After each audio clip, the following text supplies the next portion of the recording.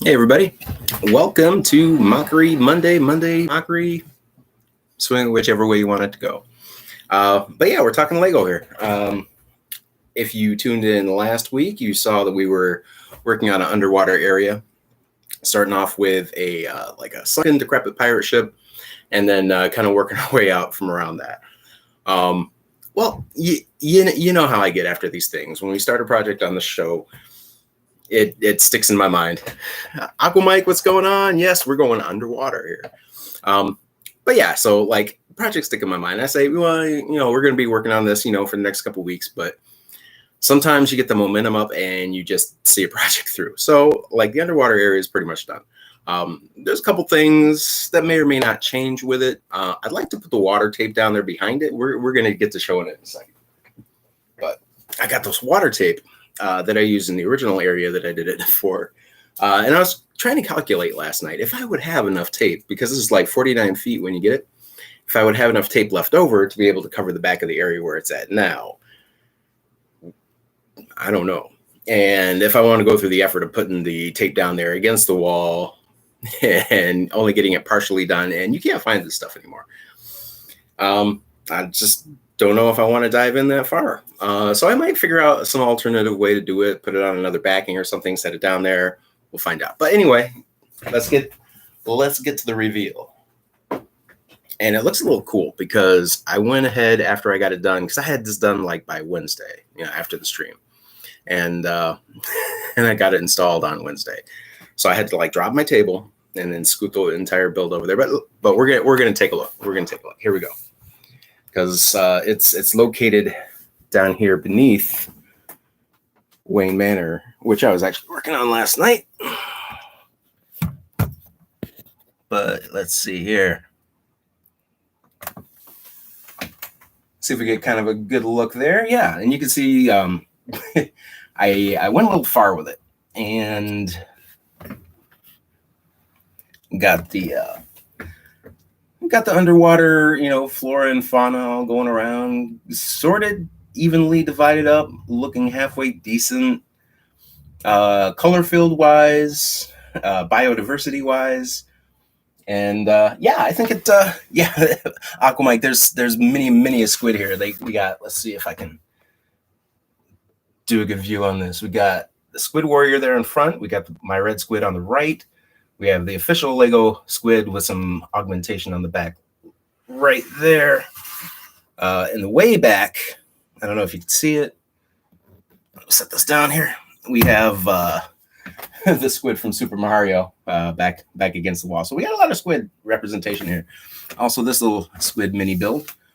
But yeah, so like squid, sharks, hammerheads, rays, manta rays. There's a couple anglers down there. There's a basilisk moonlighting as a sea serpent. So we can hold this steady enough so you can see that back there in the back.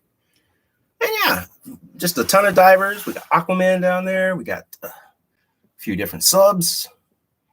So yeah, I think it turned out pretty good. And let's see if I can get a higher angle so you can kind of see what we're talking about on overall type of thing there. Yeah, thanks, Aquamike. Yeah, that's the squid that got me into really. Well, that's the squid that I did early on in the pandemic that spurred on a lot of things. Actually, the night I was making that squid is the night I discovered Tricky Bricks.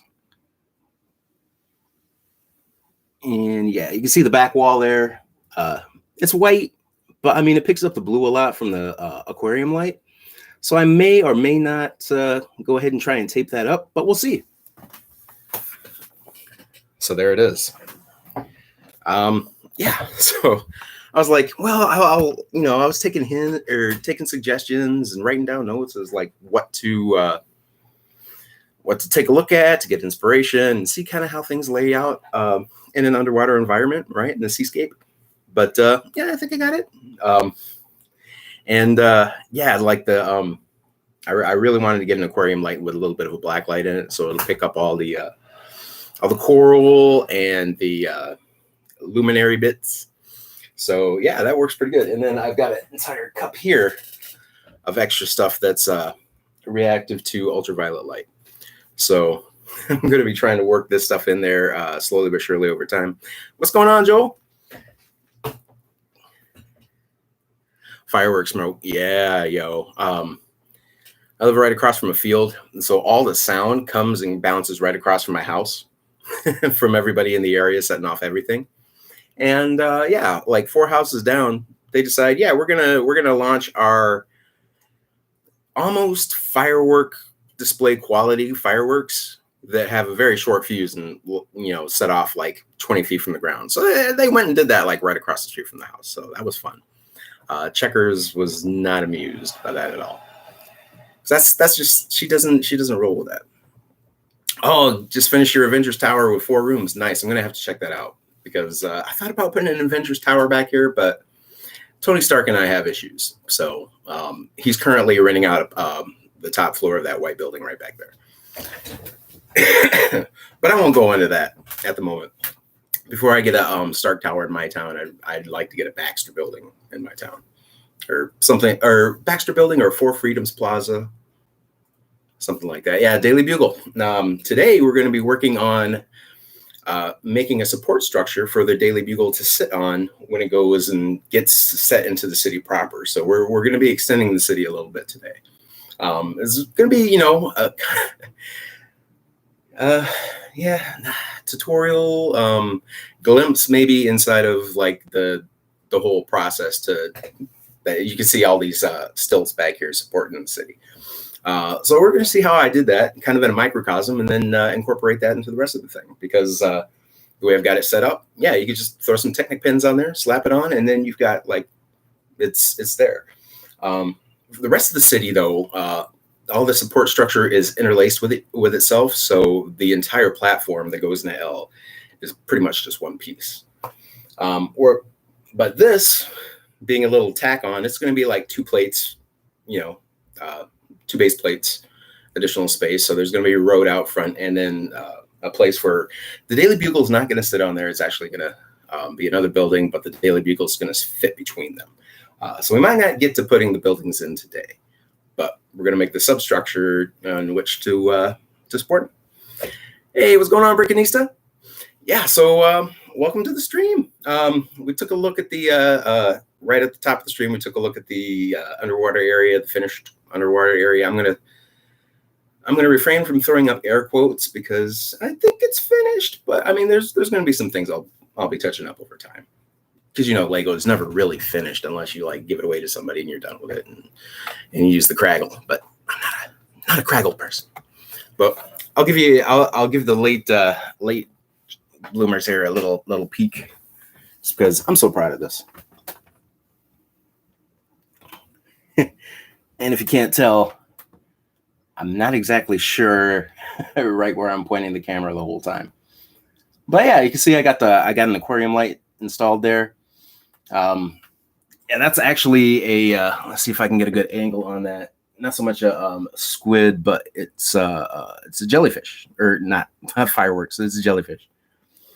I'm obsessed with trying to make a good jellyfish out of Lego, and I don't know. I've come close a couple times, but never something where I'm like successful to the point where like, all right, this is the way I'm going to make jellyfish from here on out. Forget about it.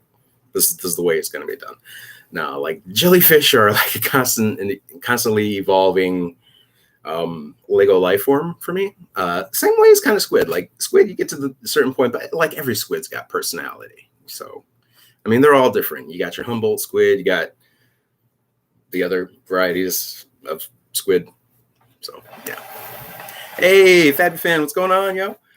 Yeah. So took a look at that real quick, and yeah, it's like I was saying earlier, I was intending to do this over like the course of a couple weeks, and then we come back today, and then we work on it some more. But you know me, I get on a roll with these things. It kind of occupies a large portion of my mind until I get it accomplished and out of the way. So I went in there and I did it, and the colors kind of worked. So I'm calling it good. There's a lot of lavender in there.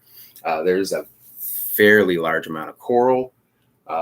And I've got, like I said earlier, I've got this jar here full of ultraviolet reactive stuff. So I'm going to try and work up some more stuff.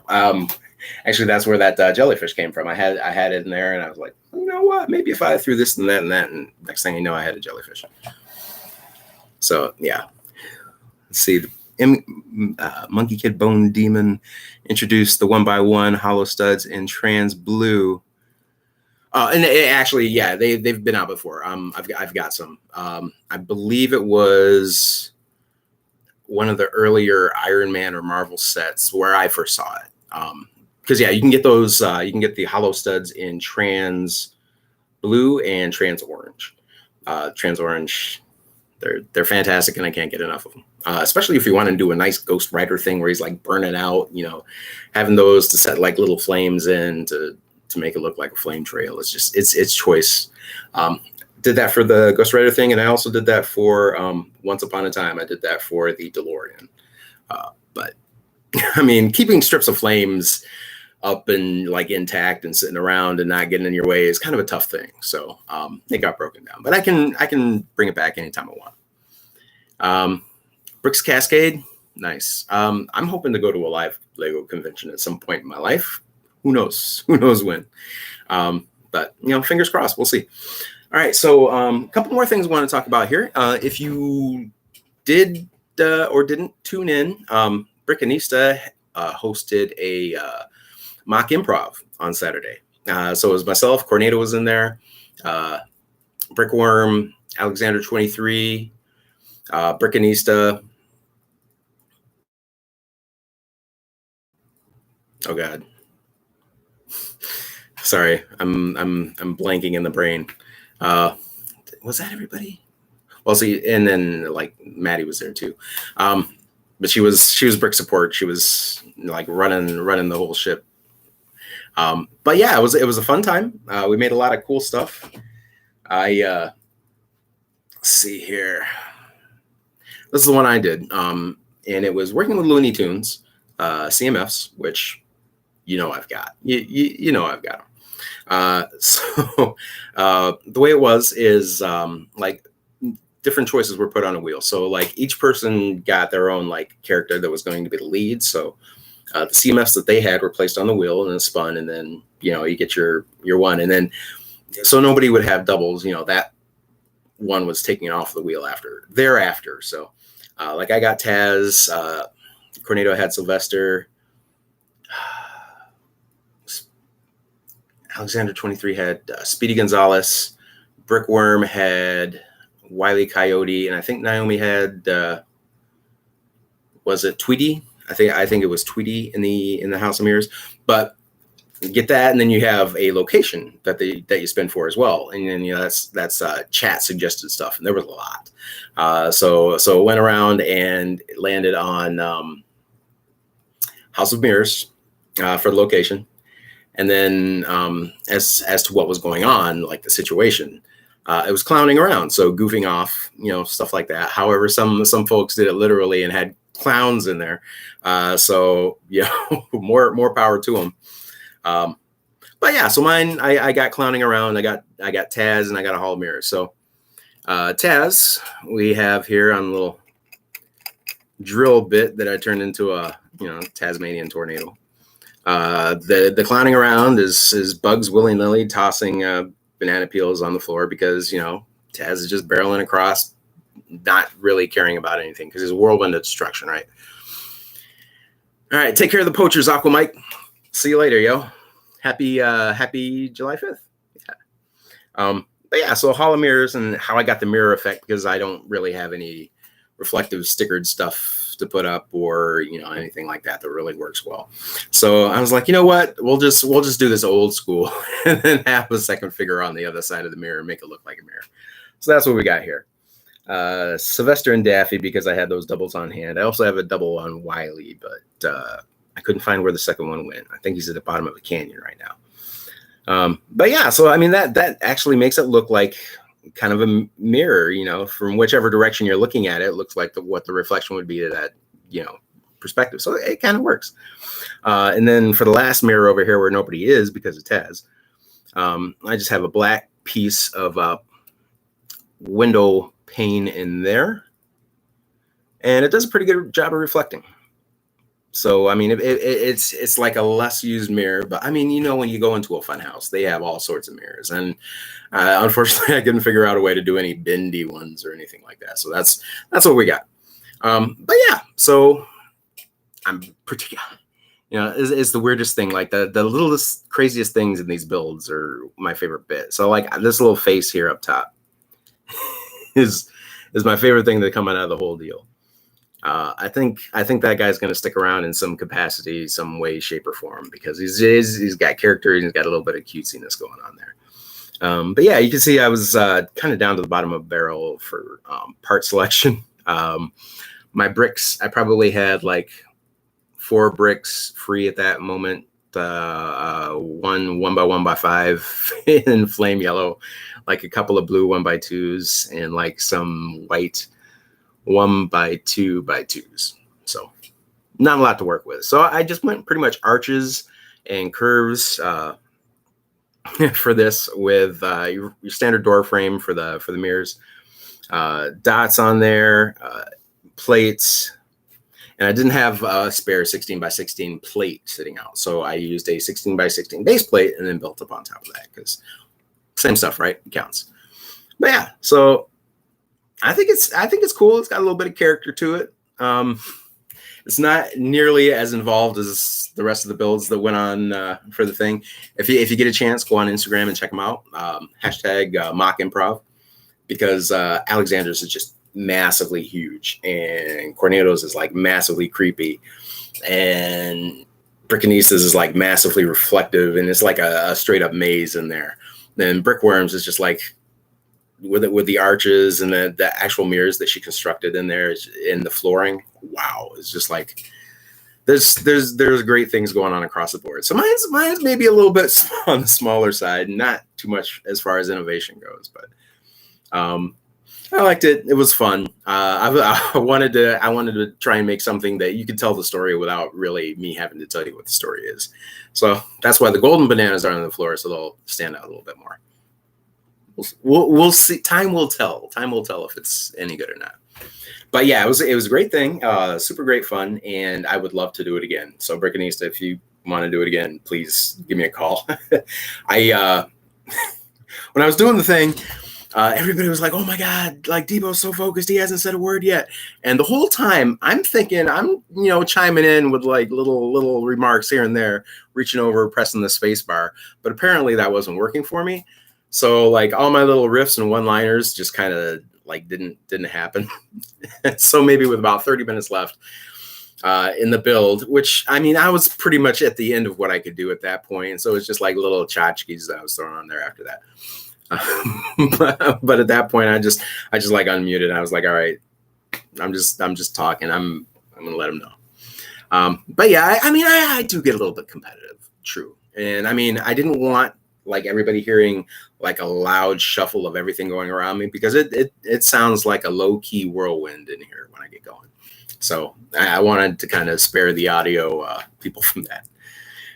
Yeah. So there was that. All right, now. That being said, I do have one more mock that I was going to do a little table shift here.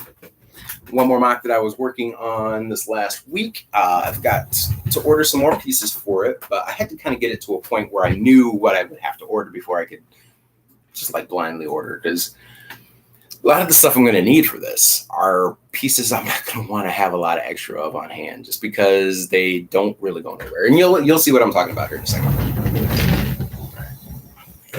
But we'll do the Tetris thing with the tables here. More of a shell game, really, when you get down to it. All right. So, like, if you know me, I'm into Marvel and Marvel stuff and Marvel lore, especially the cosmic realm of things. You keep your Avengers. Put me out in space with the Silver Surfer and folks, and I'm good. So out in space, there are a lot of spherical objects. Planets, stars, whatnot. And I'm trying to make kind of a weird Lego sphere here. It's missing a lot of pieces yet, so please don't judge me on the shape. It's still kind of squarish, but you see we're trying to work that curve there, and it's an experimentation, like trying to make it a sphere out of slopes. So that's what it is mostly here. It's like a 16 by 16 cube with bricks and slopes attached to it. So that's what we got.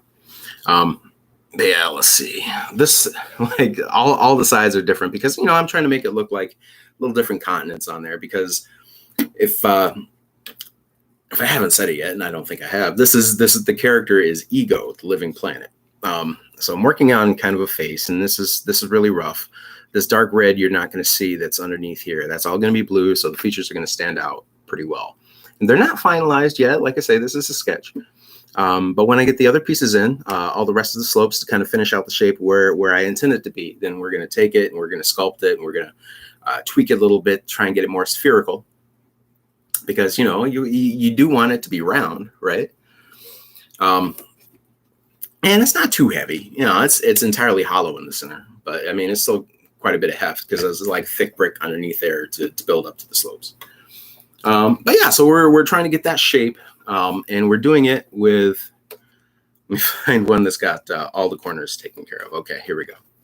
Well, not all the corners, but all right. So we're coming up from a 1x2, or I mean a 45-degree 2x2, or even 1x2. Too long slope. There we go. And then we come up here to the 2x3 or 1x3 33-degree slopes.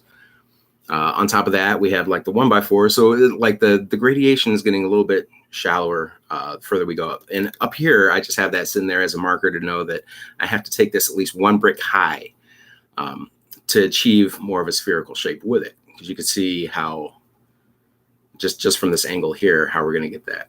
Now, there are a couple really specialized pieces that are tougher to find.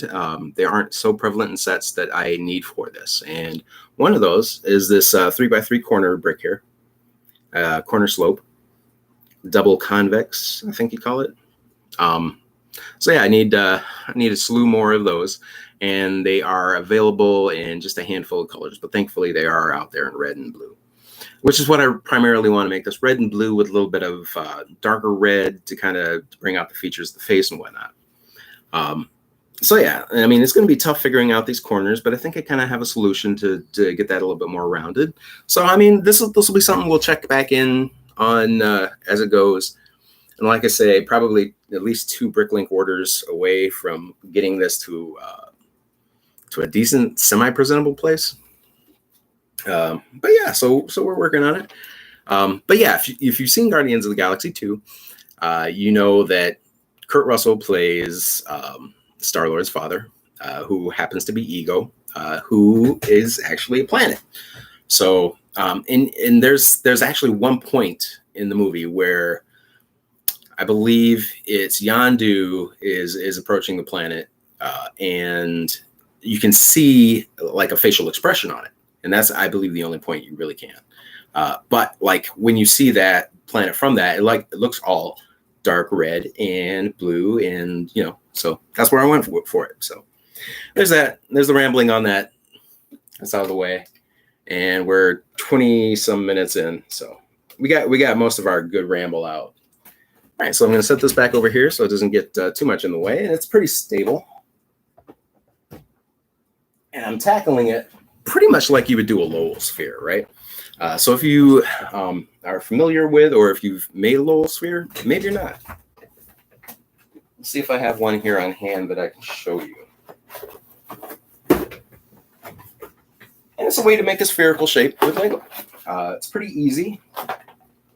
Actually, I got a couple examples here I can show you. So your traditional Lowell sphere, right? Plates. And then you're going to want some corner bricks or something like that. So you have a Lowell sphere. And see, one side here is just a square with a couple of bits hanging off here with jumpers underneath that kind of help to make that form a little bit more. Hey, what's going on, Alexander? So yeah, that's the basic idea behind that. But trying to achieve, like you can see here, it's spherical shape, it's spheroid, but it's not a complete like globe, because it's it's blocky, it's got studs on it and stuff. But studs do help to inform an organic shape sometimes. So you can leave those there. But yeah, so that's kind of the genesis for this. And then, I just wanted to see what I could do with slopes because I didn't want a lot of surfaces. Like if this is something that's going to sit around for a while, studs seem to trap dust. So I want a lot of smooth surfaces that are easier to clean. Plus, I mean, it picks up the light a little bit better. So we'll see how it goes. We'll see where it's at. But this is a smaller version of a Lowell sphere. Sphere cubes are epic. And here's my dots sphere. So I took a Lowell sphere, made it a little bit larger, and threw all kinds of dots on it. So a lot of the icon dots from series 1 and 2 you'll find on there. So we got the emojis. We got rainbow poop and hearts. We got the leopard print and lightning bolts, dog bones skulls, diamonds, mini emojis, and some watermelon on there too. So yeah, this is just like I had so many of these things, and trying to sort these like would have required getting an entire new thing to sort them into, and I didn't want to do that. So I was just like, I'll use them up on the sphere. It'll be cool. I'll make it look a little bit more spherical, which it kind of does. It rounds it a little bit more. But I mean, it makes it look extremely weird. It's almost like the Wikipedia logo when you go on to the website and you got. Anyway, so those are spheres, Lego spheres. All right, so yeah, there we go. And that, for a long story short, is why I didn't have any 16 by 16 plates because I've got 6 of them tied up in just that one build. Plus, like Cornado was saying, like the 16 by 16 plates are the base building block of pretty much any mock building that you're going to do, or they should be, especially if you're doing it on 32 by 32 base plate standard, because you get 4 of those and you throw them on a base plate. I mean, whether you do mills or whether you do Tebow standard, which is base plate with plate surface on top of it, and that's what you want to shoot for my city. So yeah, and for those, you get that on there, and it makes this so much more stable, so much more easy to support from underneath, not worrying about bits bending and whatnot. Daily Bugle on mills? Absolutely not. I don't do mills. Mills around here, the only mills we know is General Mills, and even then, it's in a limited capacity. Because my city won't really accept mills too well, because my roadways are. It's just so convenient that I have the base plate or the plate. But yeah, the base plate's ready to show. My plate standard for roads is just your base plates that they no longer produce. But yeah, Cornado uses mills. I said that, but I don't, because this is the plate for the road that I use. Now, the way it's set up in there, and we'll see this here in a second when we begin constructing one of the support sections, because we're going to take a look today how I build the support sections in my city, because we're going to make one for the Daily Bugle, which is eventually going to shift over. But yeah, so this is the road standard that we're going to use. Now, if you were to do mills and set it up against this, then you'd be a brick and a plate higher than the roadway surface, which is too much of a curb for my town. For the curb, I want 1, maybe 2 plates at the maximum, because I don't want it to look too disproportional. Plus, I don't want to encourage anybody to trip, fall, have accidents. The hospital is not ready to deal with that kind of stuff. I mean, they deal with accidents on a daily basis, but not on that kind of scale. So yeah, there's that. So yeah, that's why I don't use mills, because I don't run lighting through my buildings from another source. The lighting sources for my buildings are in my buildings. That way I can move them around, shuffle them as I need to, without having to worry about reconnecting anything, and they're just set and they're good to go. Because we're probably at 60% lighting now in the city. Of course, the white building, we don't have it in, and the hotel right there, we also don't have it in, just mostly because that's a real cramped space to work in. But all that being said, I'm going to raise the camera up a little bit here so we can take a look at the table and make a support area for the city. And yeah, don't think that I'm dissing on mills. It's just not feasible for my setup, nor is it a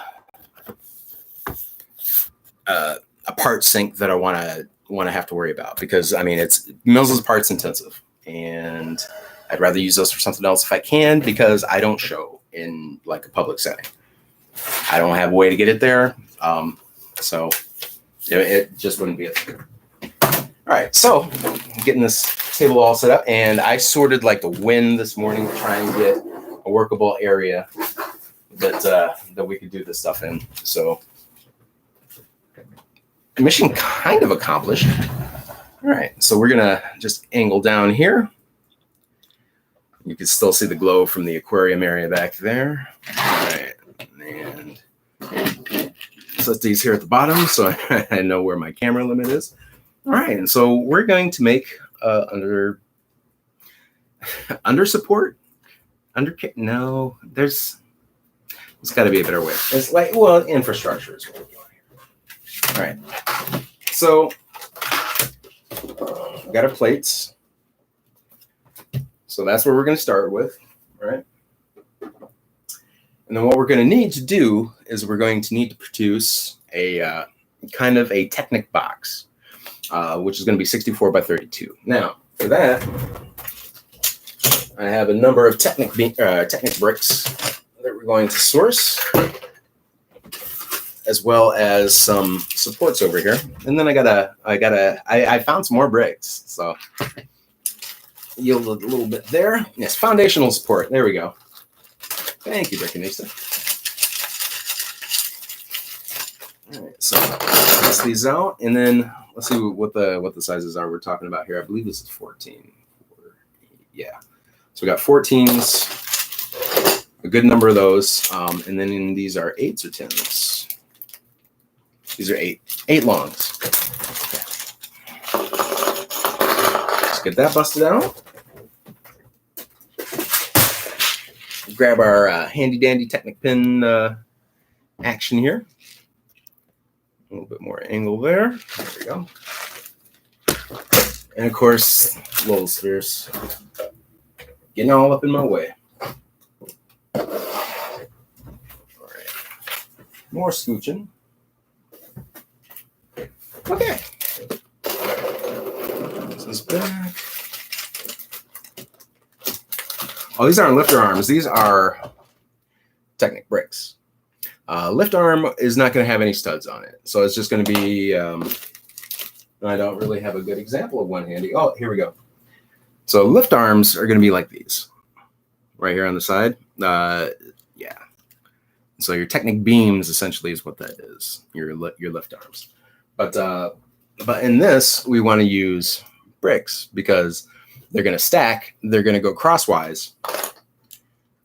And we're going to essentially make just a large grid that everything is going to sit on. And this is something that goes to a lot of my homebrew architecture education. So one of my favorite architects is Mies van der Rohe. And one of his main goals in his architectural career was to be able to make a very large open space, totally covered, with minimal to no supports on the interior of it. So McCormick Place in Chicago was kind of inspired by him. He actually did some early designs for a building for that site. They never took up his commission, or never commissioned him to do it, but there was another Chicago architect, Bruce Graham, who pretty much took his design and made it reality. So, I mean, there are probably more supports there than what Mies would have gone for. And if you want to see a Mies van der Rohe building that does have that no support, large, it's pretty much just a roof with some like glass on the outside. There's a couple of them, and they're very similar in style and design and manufacturing. Construction, manufacturing, yeah. And so very similar in construction. And one of them is the U.S. Postal Service is downtown in the federal near the Federal Building in Chicago, and the other one is the new gallery in the Berlin.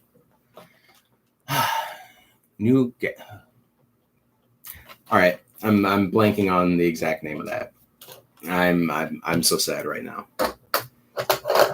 It's the anyway, gallery Berlin, New Berlin Gallery, something like that. I think I used to know a better name for it, but I'm just no count today, apparently. All right, so what I'm going to do here is just connect all of these, and you want to Technic pins, you can pick them up for a penny or less each, usually, when you're making a bricklink order. So I stack up on these because some people view Technic as something totally separate and outside of the Lego system. It's all part of the same system. It's just some things are easier to work with. Some things integrate a little bit better than other elements. So,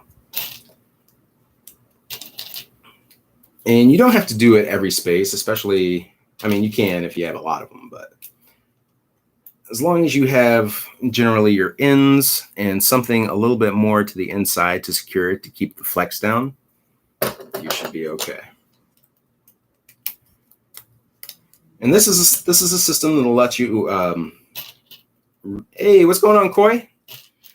This will really let you do some things in your city area that probably wouldn't be able to accomplish otherwise.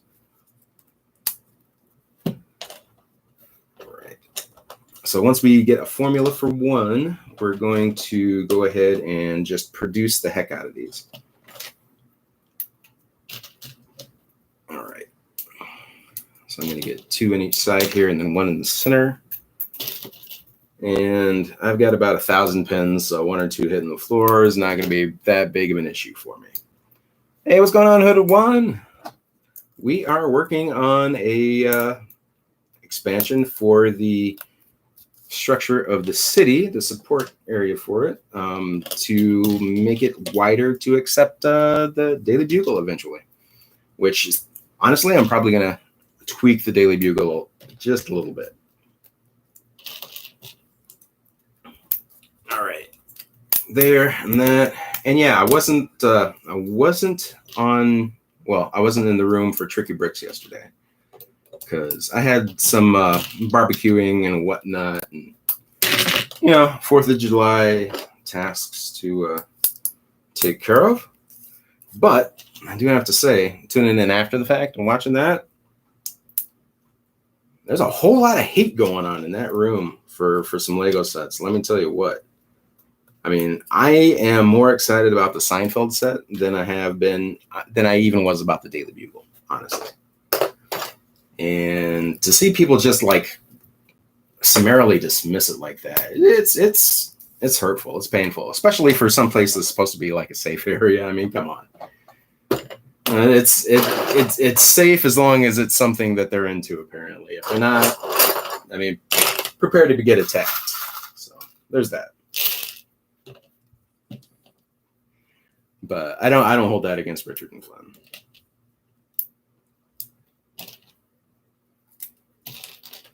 Yeah, Sundays I kind of just stopped tuning in on, because it pretty much goes to it. I mean, after a while, it just becomes, what set does Holly not like this week?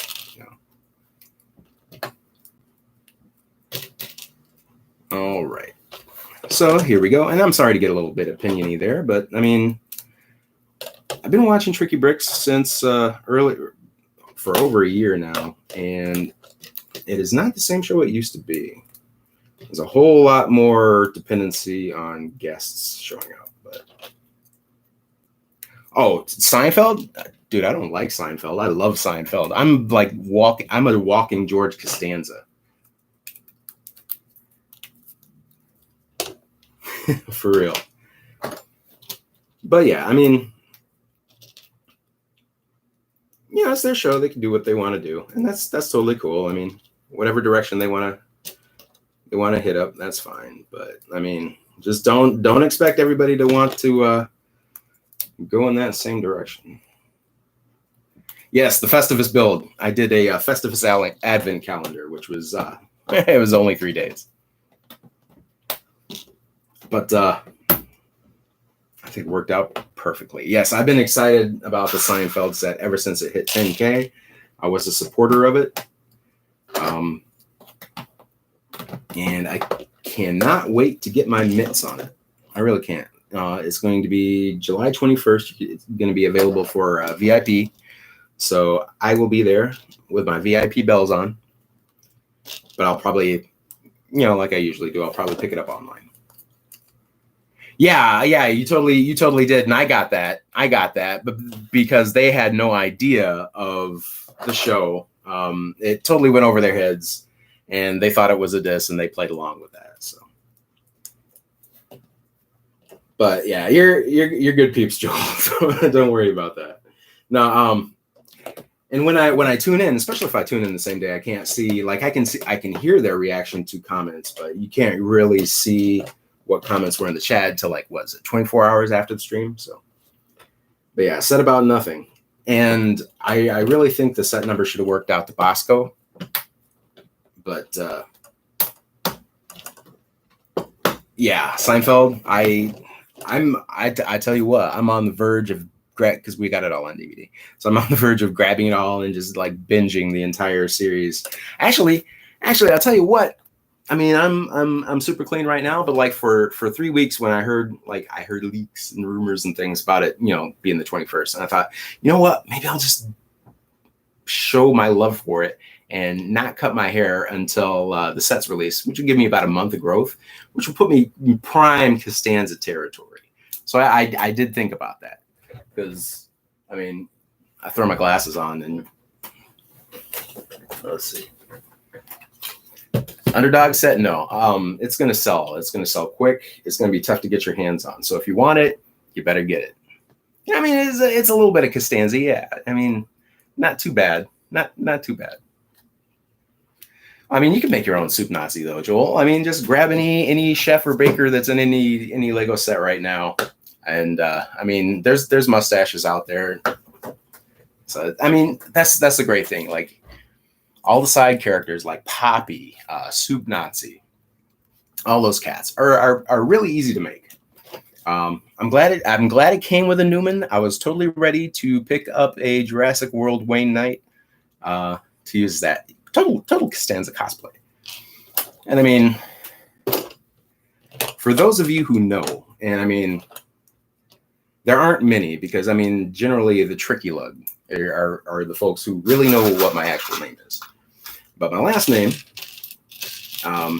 happens to be the same as one of the co-creators of Seinfeld. So, I mean, maybe I don't know. I don't think I'm prejudicial or if I'm biased towards the set because of that. But I don't know. Curb your enthusiasm if you're not down for it. Yeah, I know you're a set builder, Joel, but I'm also a dude with a whole lot of minifigs and a whole lot of stuff that I want to do because I like to see where the limitations of what Lego has are so that I can try and go just a little bit beyond that.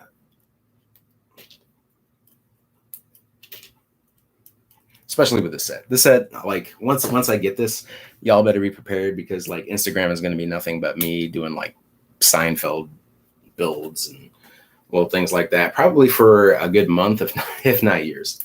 You know how I was when the Looney Tunes came out. Well, prepare for that times 10. I think I even have a puffy shirt already set aside. Going to be making a Fusilli Jerry. Yeah. Exactly, Alexander. Yeah, I mean, everybody's got a thing, and as long as your thing doesn't hurt anybody else, go for it. That being said, the final episode of Seinfeld. not judging the quality, but the what actually went on during that episode. But we won't go too far into that. I don't want to spoil things for people who might want to watch the show.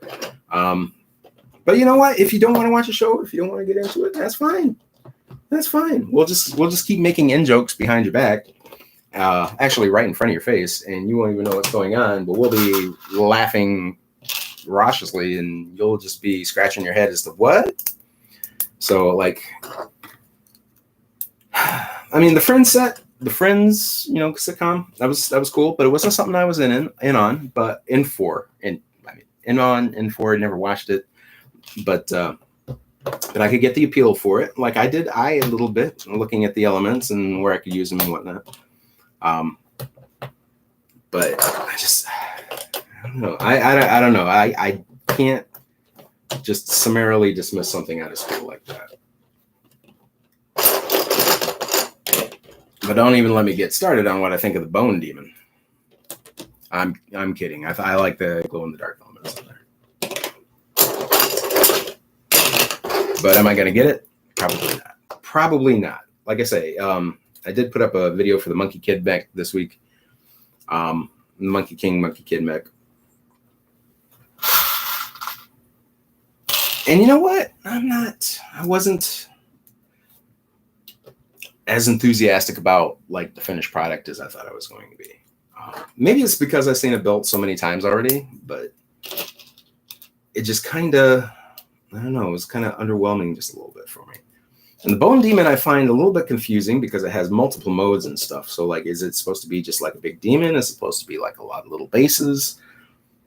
What is its like purpose exactly? I mean, the minifig that comes with it, mega cool. So I might try and bricks and pieces that. And I took a look at bricks and pieces for the glow in the dark elements, but I don't know. Hooded One, you're going to have to tell me how it comes out with like the quantity of those glow in the dark elements and everything else that's included with it. Because I just don't have room to support another large mech or something like that right now. I mean, as it is, you can see it over here, this green number. I'm making a chair for Galactus because he's been standing up for over a year. Dude needs to sit down. He's just like tired. Bone Demon is Monkey Kid Voltron. All right, that's a good way to look at it. Okay.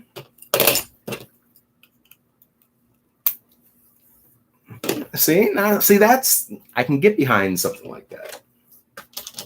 That the way you presented that, I mean, you sold me. You sold me. Yeah, there could be a good deal of customization with that. And a lot of the Monkey Kid sets that I've gotten, I have customized. I don't think I have a Monkey Kid set that's intact as it was. And actually, I was hoping it would arrive today with Bride and the Groom for the Rebrick This July 21 challenge.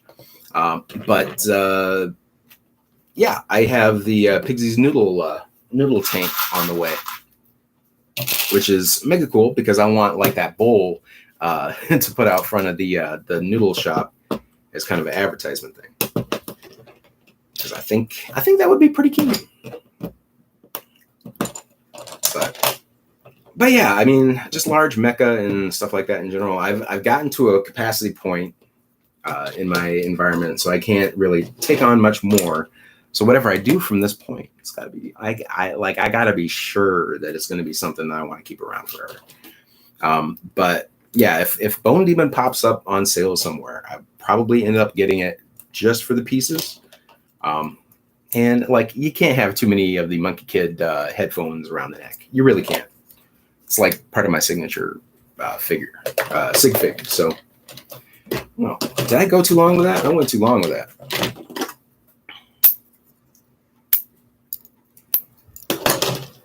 There we go. Yeah, because I mean, Monkey Kid's got a lot of characters to keep up with, a lot of enemies to carry, to figure out. And I'm totally cool with that. But I mean, it's going to be another situation like Hidden Side, where if you're really into Monkey Kid and you try and get all the sets, you're going to have so many Monkey Kids and May figures that you're not going to know what to do with them. Same for Sandy and even Sandy's cat. Oh, combine the two sets together? Well, here's my thoughts on that. It's a bride and groom. And they can't be married? I mean, come on. Who are we going to be to stand in the way of that? Of course you can combine them. Of course they can get married. That's the whole point of a bride and a groom. So yeah, absolutely. To my thinking. But that's my thinking. And I mean, that's where I'm coming from. But it is Brickanista's choice for this month, so the decision would ultimately stand there. But yeah, I mean, bride and groom, of course you're going to want to marry the sets. I mean, it's natural. Or if you got the bride and the bride, if you got two brides, you could probably put them together. If you got two grooms, you could put them together. If you're, if you say had bride, groom, and you wanted to put them together, I guess I wouldn't stand in the way of that union. That's just me. That's just me. All right. So I'm just plugging away at these things, just kind of snapping them in here. I think I might even have gone too far. I might have gotten one too many. Bone Demon stickers, yeah. I'll tell you what. Like, the main reason I got the Monkey King mech was for the stickers, and it was for Pigsy's Noodle Shop because I was gonna make that. But then I was like, I want this drum lacquered gold too. So, all right, so we're gonna see what we got here. We got the long cross beams. 1, 2, 3, and 4. 4. We're almost there. And like I say, I keep a big supply of these Technic pins on hand, just because I don't even want to estimate how many of these I have in my city right now.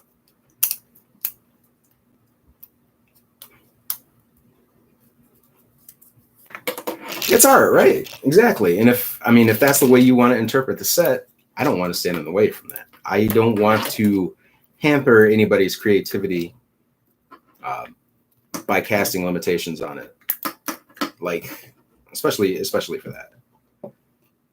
And I think I've always kind of plugged here and there that, like, if you were of a mind to get multiple of a set that we're working on for Rebrick This and do multiple of those combined, I would be cool with that, because PT McEwen actually did a little fighter way back for the Cyberdrone, and then went and got more of those sets and then made a fleet of that fighter.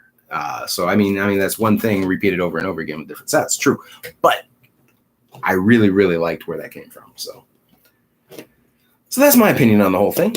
All right, so we got 4 cross braces, which it's going to be pretty strong. Like, we could do this with 3, but 4 is going to make it so that any kind of weight, like, we could stand Galactus on this and he'd be fine. So now these are going to be kind of on the top, and then we're going to have a row or some multiple rows underneath that will connect these under. Yeah. Words are failing me a little bit, so I will be grabbing some hydration here in a hot second, just as soon as I do some table scooting. And I might actually need some more Technic bricks. So I've got some in dark gray that are over there, and they should be okay underneath this. It's not going to get a lot of roadside visibility, although there's going to be a skate park underneath here, as well as a possible gymnasium setup. So we'll see. Because, yeah, I want to take and transfer what we have here. Don't know if you can see it too well. It's just a little boxing setup. And it's like a training room for Batman in the Batcave. But I want to take the boxing ring out of there and put it somewhere a little bit more prominent and accessible. And since I've already got a half-court basketball being played over here, a little 2-on-2, why not just make it a rec area underneath there with a museum, rec area, subway, just like just a conglomeration of random things that are missing from the top side of the city, including 2 porta potties.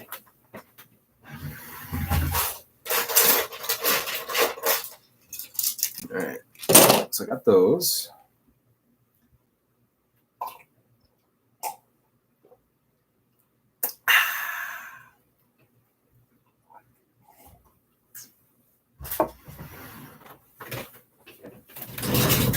All right, we're back. All right, I'm just going to check up and make sure I didn't miss anything here in the comments. Galactus needs a bed.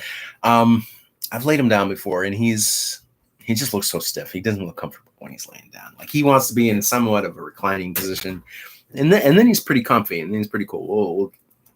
Maybe we'll be able to take a look at that later if this goes quick enough. But I think it might. Different builds combined into the final mech with the Bone Demon. Your word. Yeah, I'm fully versed on the Bone Demon. I think I even took a look at the parts list and the instructions, just to see what was in it. So yeah, I'm up on that. I'm up on that, man. I just don't know if it's right for me, because like I'm at the point where I have to make a lot of critical decisions about what comes in because of spatial considerations. Did I just say considerations twice? Maybe I need to hydrate more. I don't know what's going on. You can add the wild lion to your under the stairs storage area. Dude, if I ever saw that under the stairs storage area, like I would just like start building things. So it's best to keep it out of my sight. When I see unbuilt sets, I want to build them, even if they're still new in box. I want to take them apart. Well, take the boxes apart, get the contents. I do need to hydrate. I said contents. Coral. Contents. There we go. All right, so now we're going to be going 32. So let's see. And if we can get 4 or 5 out of these, we'll be doing okay. That's what we're going to shoot for. All right.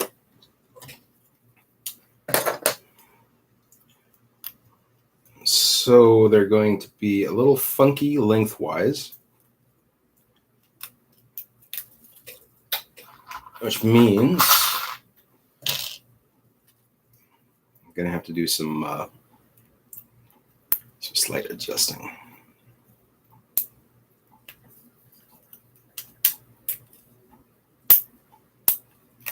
There we go. There. All right, so I think that's going to be our 32.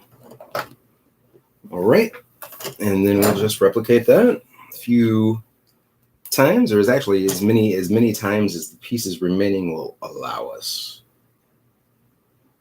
I'm trying to see if I can recycle this one for the jab.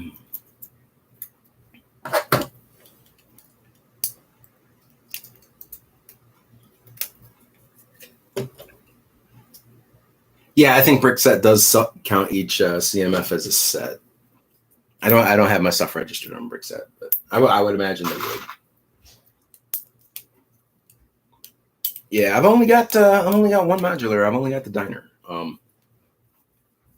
And I'm actually kind of all right with that. I really would like more, but I would also like the space to be able to have them set up, you know. And I don't know. I would feel bad for the set. I know it's an inanimate object, no emotions or feelings, but I would feel bad for the set if I just had it sitting around. I have a few GWPs that I have never assembled that I kind of feel bad about. I was like, well, fountain, I'm sorry. I already have a fountain in town. If I didn't, I would put you together. But you got me with VIP points. Why would you leave me on like that?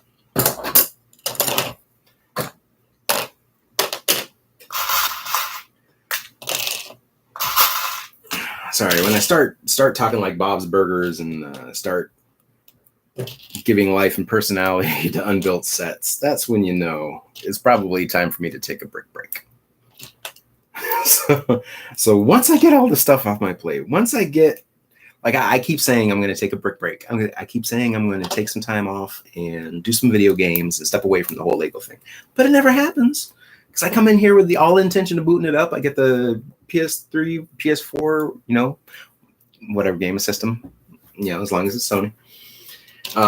Get whatever booted up in here and start getting ready to play, and then I just start fiddling with the bricks and coming up with stuff, and then I can't put it down. Next thing you know, 4 hours have passed, and I have like lock picking videos going on in the background, or lawn care things, you know, just whatever non-impactful genre that I can have kind of going on as background stuff.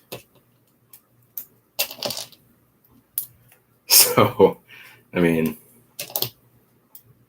yeah, I definitely need to play me some more video games for sure. Yeah, I do have a lot of voices for your unbuilt sets. I have almost as many voices for your unbuilt sets, Joel, as you have names. So, yeah, it's sad. It's sad, but I'm not singling out your sets. No, I totally get the idea.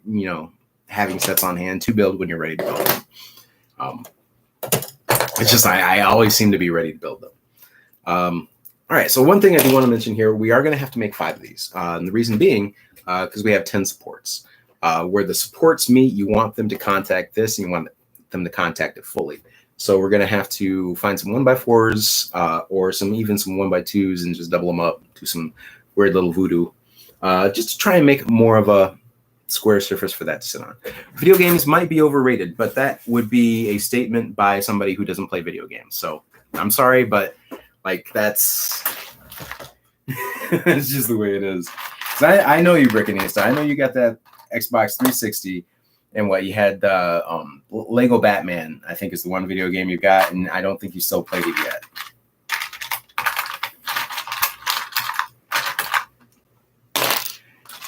And let's see. And not everybody is a video game person. Not everybody is a video game person. But I do think there is a video game out there for everybody. Even my dad, he, played a lot of like Breakout and things like that. But like you put that man in front of like a Mahjong game and he was set. Or try to get him into Castlevania. That didn't really happen. But you give the dude like Zelda Adventures of Link. He was in all the way. Yeah, I think you do need to break out your 360. I think you do need to get some video games going on, Brickanista. I mean, because the 360 does have a Katamari game available for it, which you might be able to find on the cheap. It's called Beautiful Katamari, which is kind of it's an all right one. It's a little bit here and there from some past Katamari releases, but it's still a rolling Katamari game.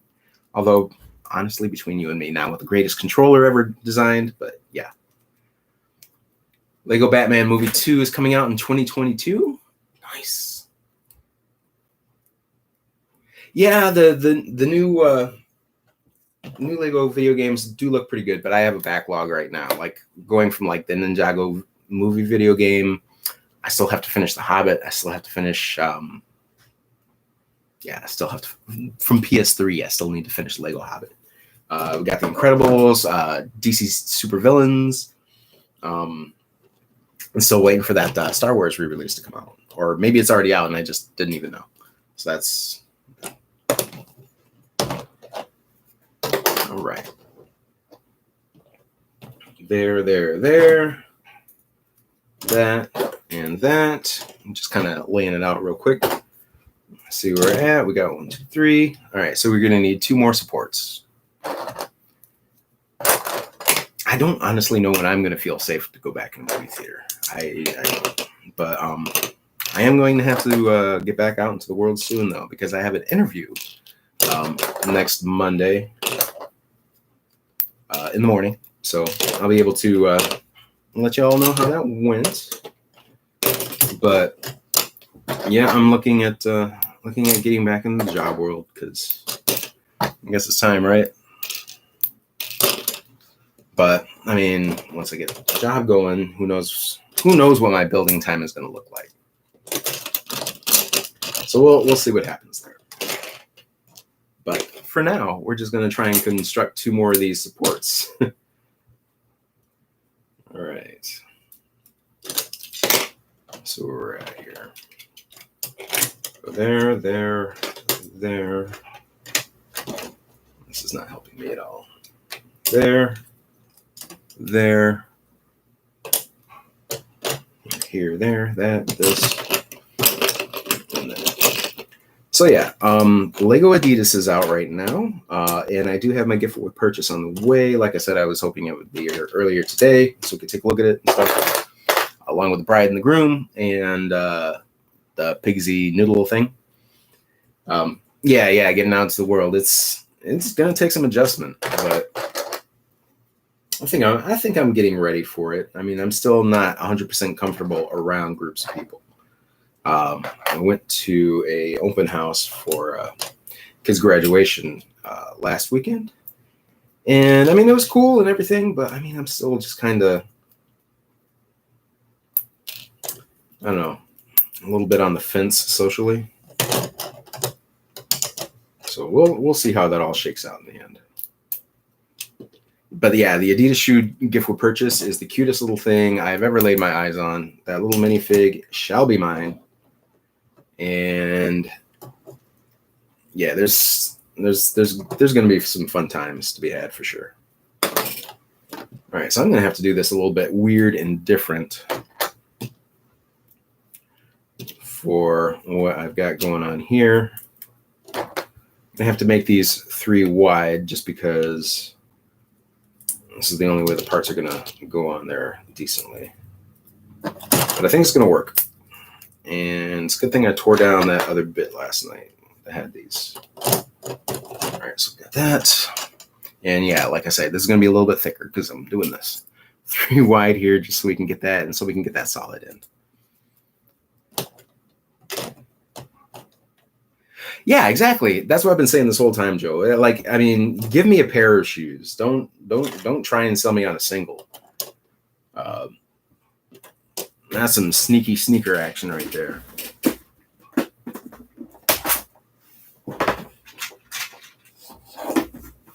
If I only wanted 1 shoe, I would only had 1 foot.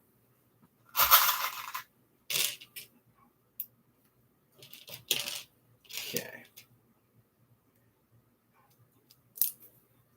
Never was outside the job world. Good for you, hooded one. Good for you. Yeah, I've been in like an employment limbo like for the last, well, however long this thing has been going on now. And at first it was kind of fun, but I mean, after a while, you start to feel like you're missing out on something. There's a wider world out there that you should be a part of. And everybody else is acting like, it's no big deal to get back out there. So, but I mean, I am nothing if not cautious.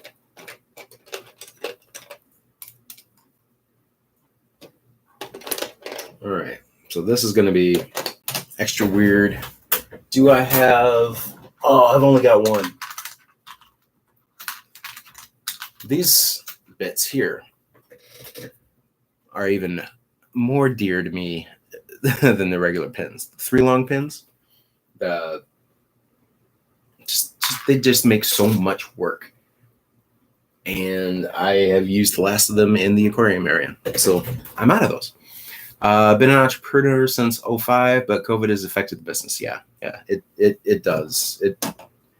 It's affected. I mean, it's affected what I did, because I mean, food service is good if like during the pandemic you're doing like drive-through or delivery or something like that. But when you're doing catering, and gatherings over 5 people are kind of like verboten. Yeah, it doesn't exactly help the business model or the bottom line. So that's where that's at. All right. So if I do this, this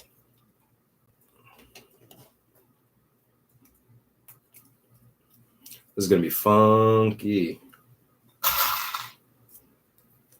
Let's see.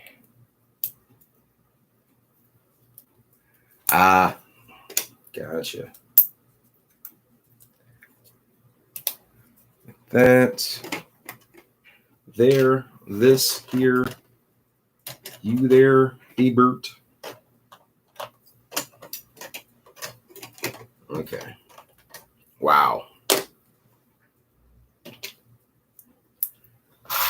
I'm really having to compromise on this last one. You start off this and you think, all right, I'm going to have all these uniform and everything's going to be beautiful and just work out perfectly. And then no. All right, So I'm going to offset these a bit. And the reason I'm doing this as an offset on these, especially when going 3 wide, particularly because I don't have 3 wide pins, I'm doing that so that when, let's see if I can illustrate this properly here. Oh, that's not even going to do that. All right, fine. Fine thing. I'll figure it out. I don't care. All right. So I'd have to move that down, but then I'd lose the advantage doing that on this end. Bah. All right. So anyway, the reason I did that is because you see down here when we got 3 wide, these 2 will be going into the corresponding areas in the center one, and then the offset of that will be going into those corresponding areas in the center one. So you want to offset it so you got a little bit more stability there. When you do that, no bend, and it's sturdy and they don't interfere with each other. So that's why I'm doing that. Not because I want to do that. It's more of I have to do that to get this thing to work. All right, so I'm just gonna go right to the side of the thing so I can measure right off of that. And yeah, of course, I'm 1 stud shy. 1 stud shy.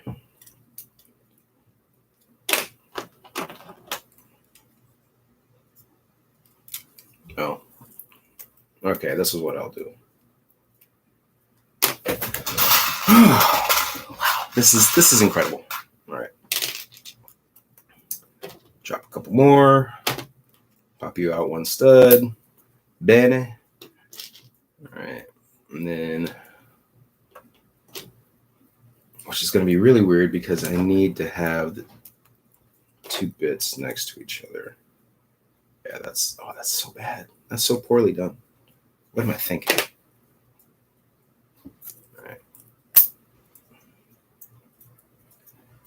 Just back this whole enterprise up.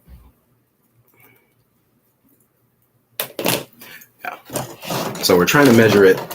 I'll show you a little bit more what I'm trying to do here, just because I got this last one to do. I'm trying to do it in a somewhat funky manner. So I have to make sure that it's going to line up just right here. But I also have to make sure that it's going to be stable and secure going across, because this could potentially carry a lot of weight. And I don't want it to buckle, and I don't want it to bow at all underneath that weight. So I have to figure out a way for this to go all the way across, and plus have a solid bit here at the ends where I can get 2 studs underneath. Hey, Aubrey, what's going on? Yeah, it was fun before I got to this last bit, but now I'm having to do a little on-the-fly improv to figure out the best way to do this, and I'm kind of failing a little bit. So, all right, so if I do that there, and then that there, and then that there, that's going to give me.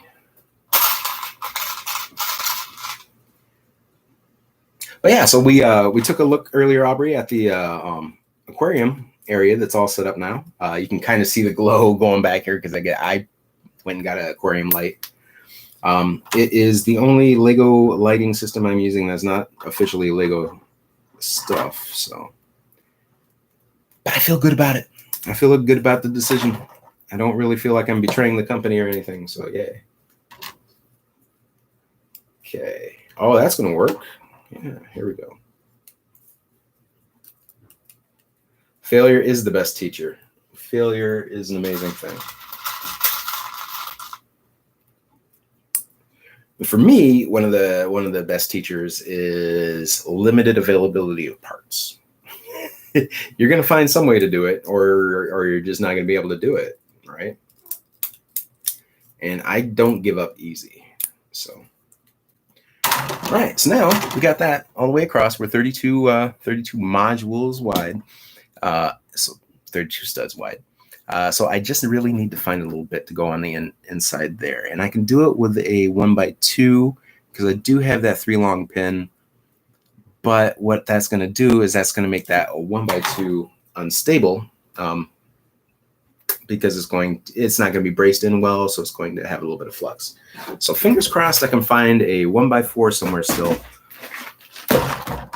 And oh wait, we don't have a 1x4, but we got a 1x6,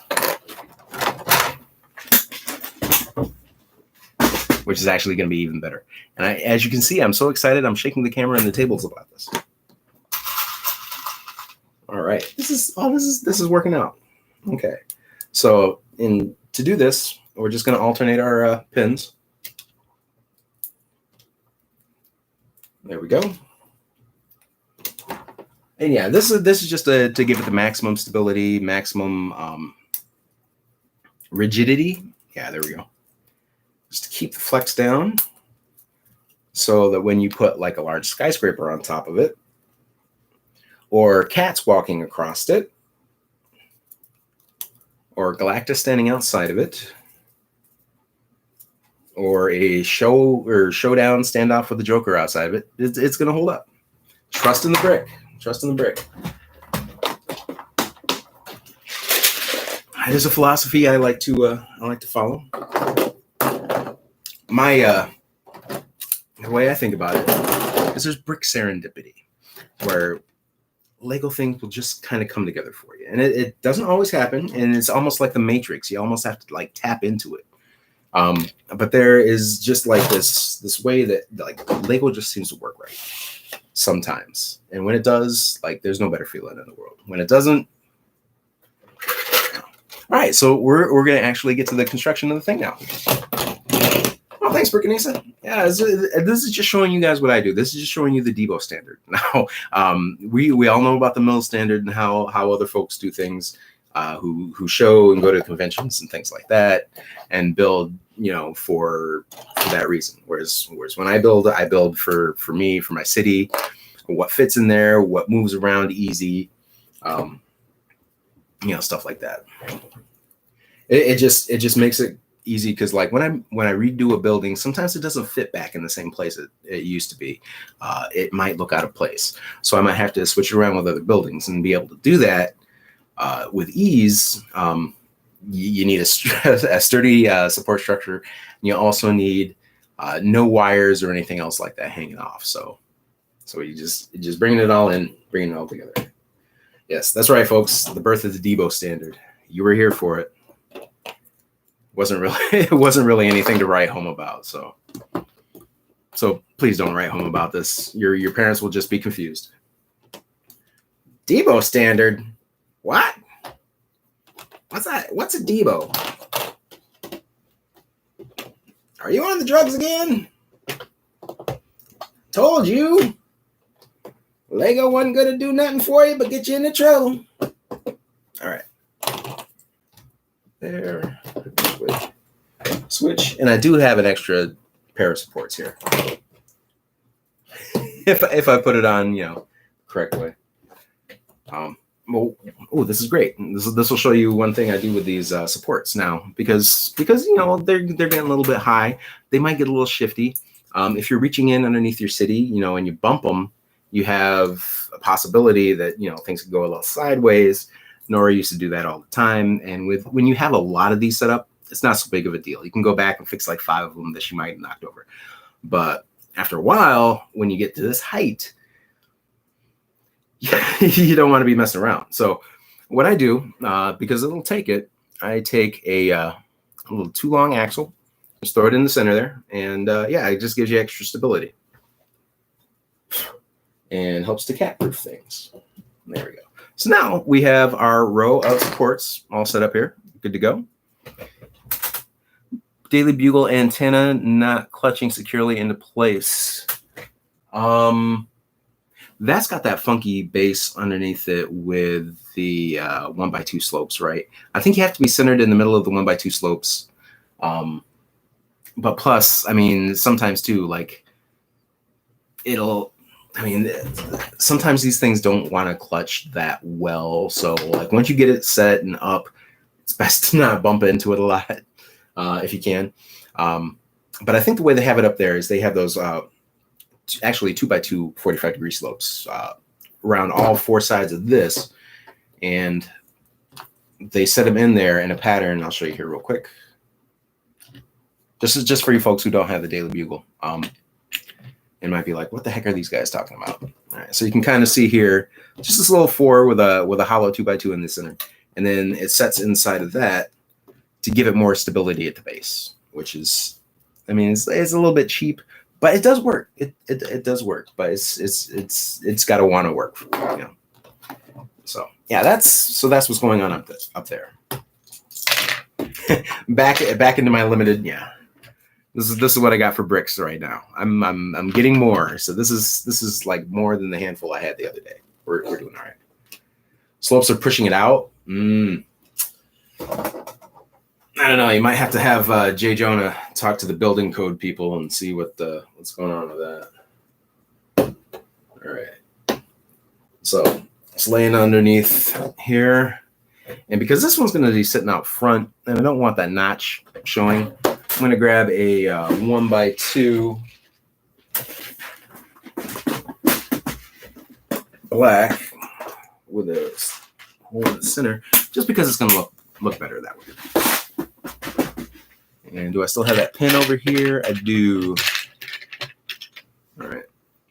And like I say, and I'll bring this up to the camera so you can see what I was talking about earlier with this. Even if it's braced in on side to side like that, there we go, in light. You see, you can still get a good degree of twist out of that. So it's not super secure in that location, but for our purposes here, it's really just going to be part of the facade. And so it's not going to be so important structurally.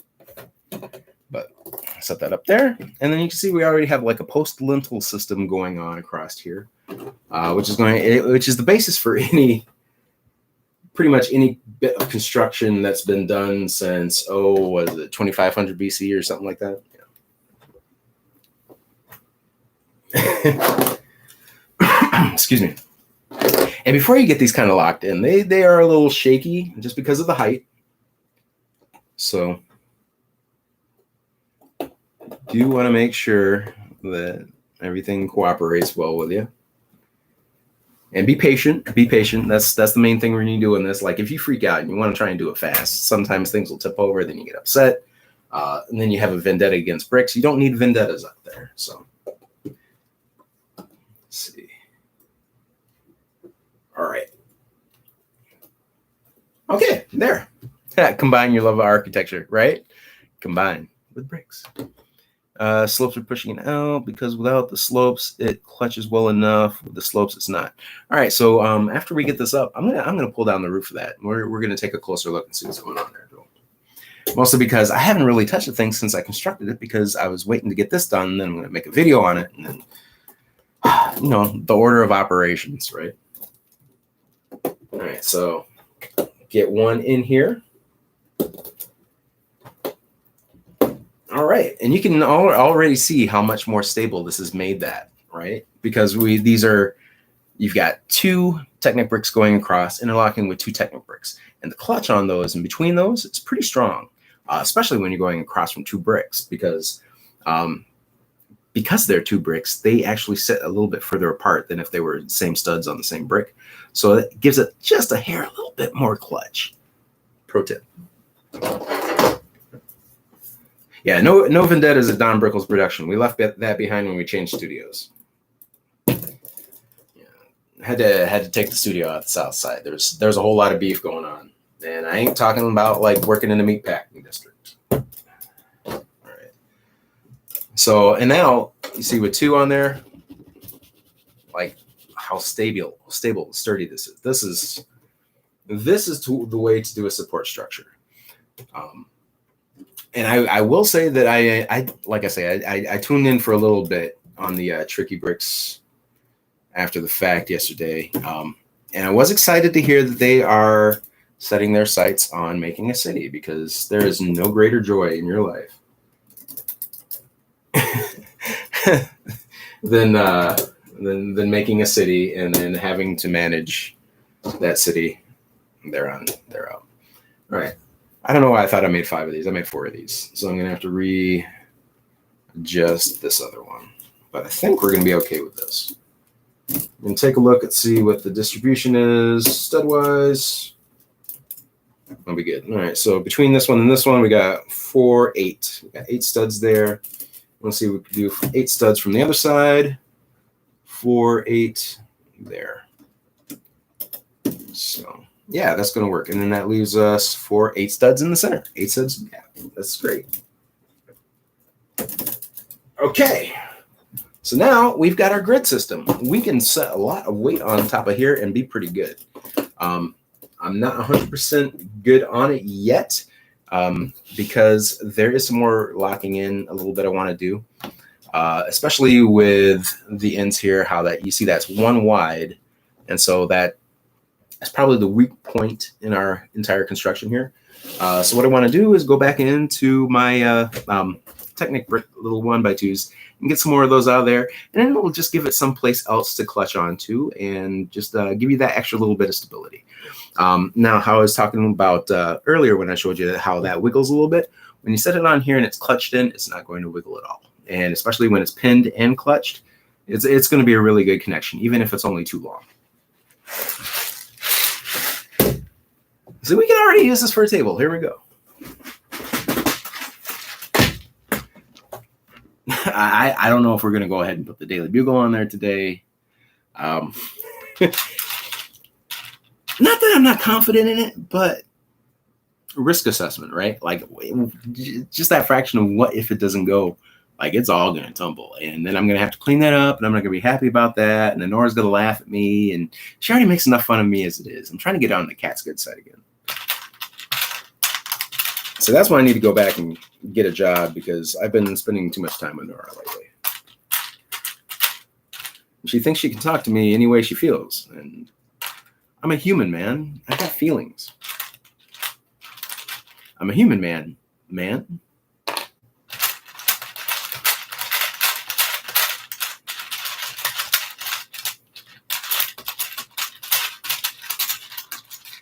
Okay.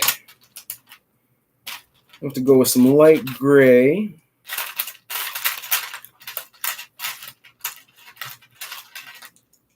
All right, so we got 1, 2, 3, 4, 1, 2, 3, 4. We're gonna need total 8, 4, 6, 2 more. I guess I'll take you in light gray. I don't care. There we go. All right. So it looks like the black 1x2s that I still have left are the ones that have the 2 pinholes in there, rather than just the single pinhole. Now, that's all fine and good, but when you're doing it on a system like this, now I'll bring it around so you can see it a little bit easier. And I mean, it's pretty self-explanatory, but I'm going to explain to you. But just for the need to feel like I've covered all the bases, I'm going to go ahead and explain this anyway. Sorry. Yeah, so you see how that sits right there, and that lines up perfectly with that pin when that's on system, or in system words. So yeah, that lines up perfectly there. Now, if it were one with the 2 pinholes, those would be directly underneath where these studs are, instead of offset from the studs. So it wouldn't quite go together right. I'd have to do all kinds of voodoo and stuff, and I'm not into voodoo today. It's Monday. I save my voodoo for the weekends. Just works out better that way. The neighbors don't complain so much, Plus, nobody's going to call the fire department and be like, hey, I got some voodoo smoke coming from down the street here.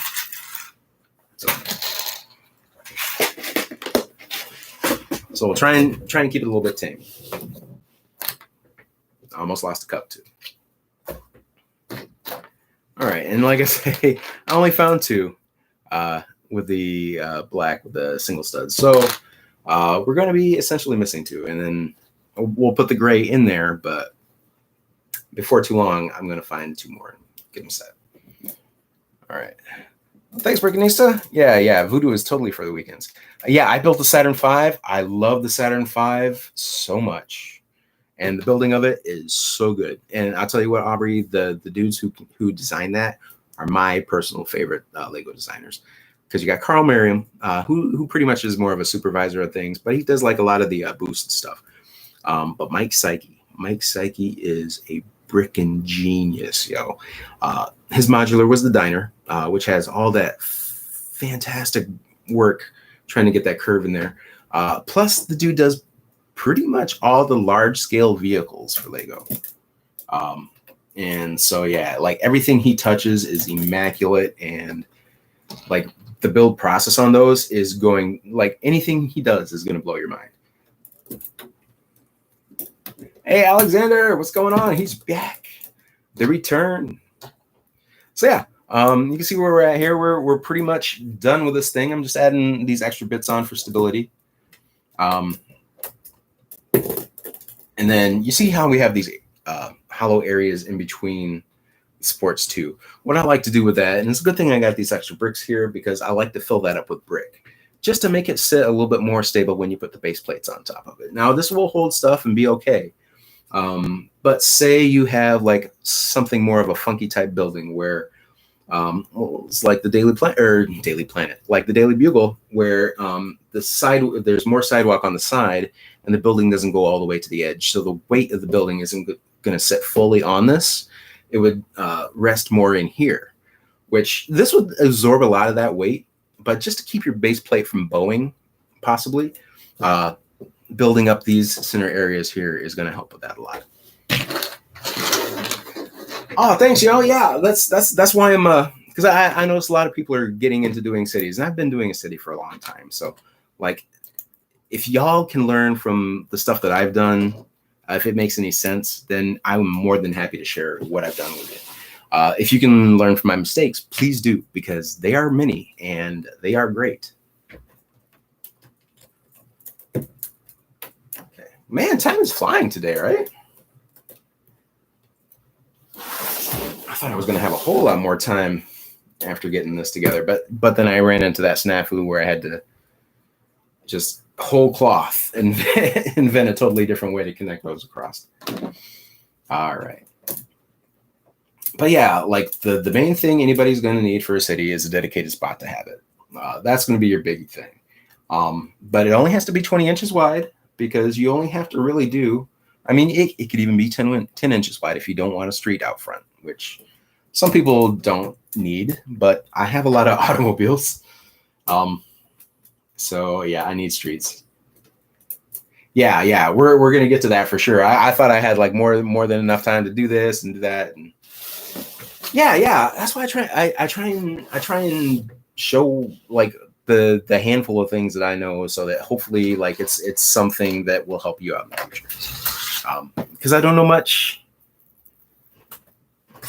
but I know I love bricks, and that may be all I need to know. All right, enough of that. Sorry, people running for the hills. Okay.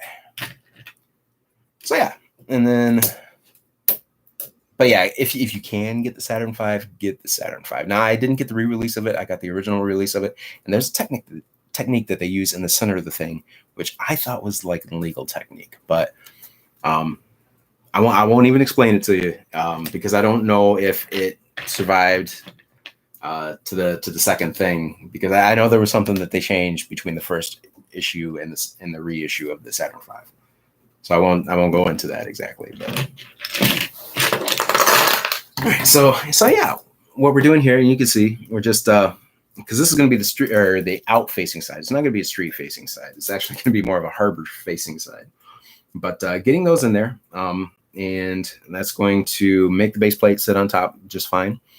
What it's also going to do is it's going to help with the flex going across here. Because if this is just sitting empty like this, when you push down on that, that's going to have a little bit more flex to it, right? You can kind of see a little bit. But when you have these bricks bumping up against each other here, when you press down like that with the weight, they press in against each other and reduce some of that flexibility. As long as you get it to a sturdy spot.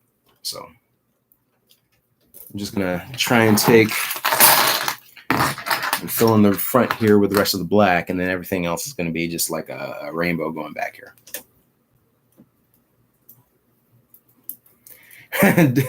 What designer? Isn't it only Wes Talbot and Justin Ramsden per Tricky Bricks?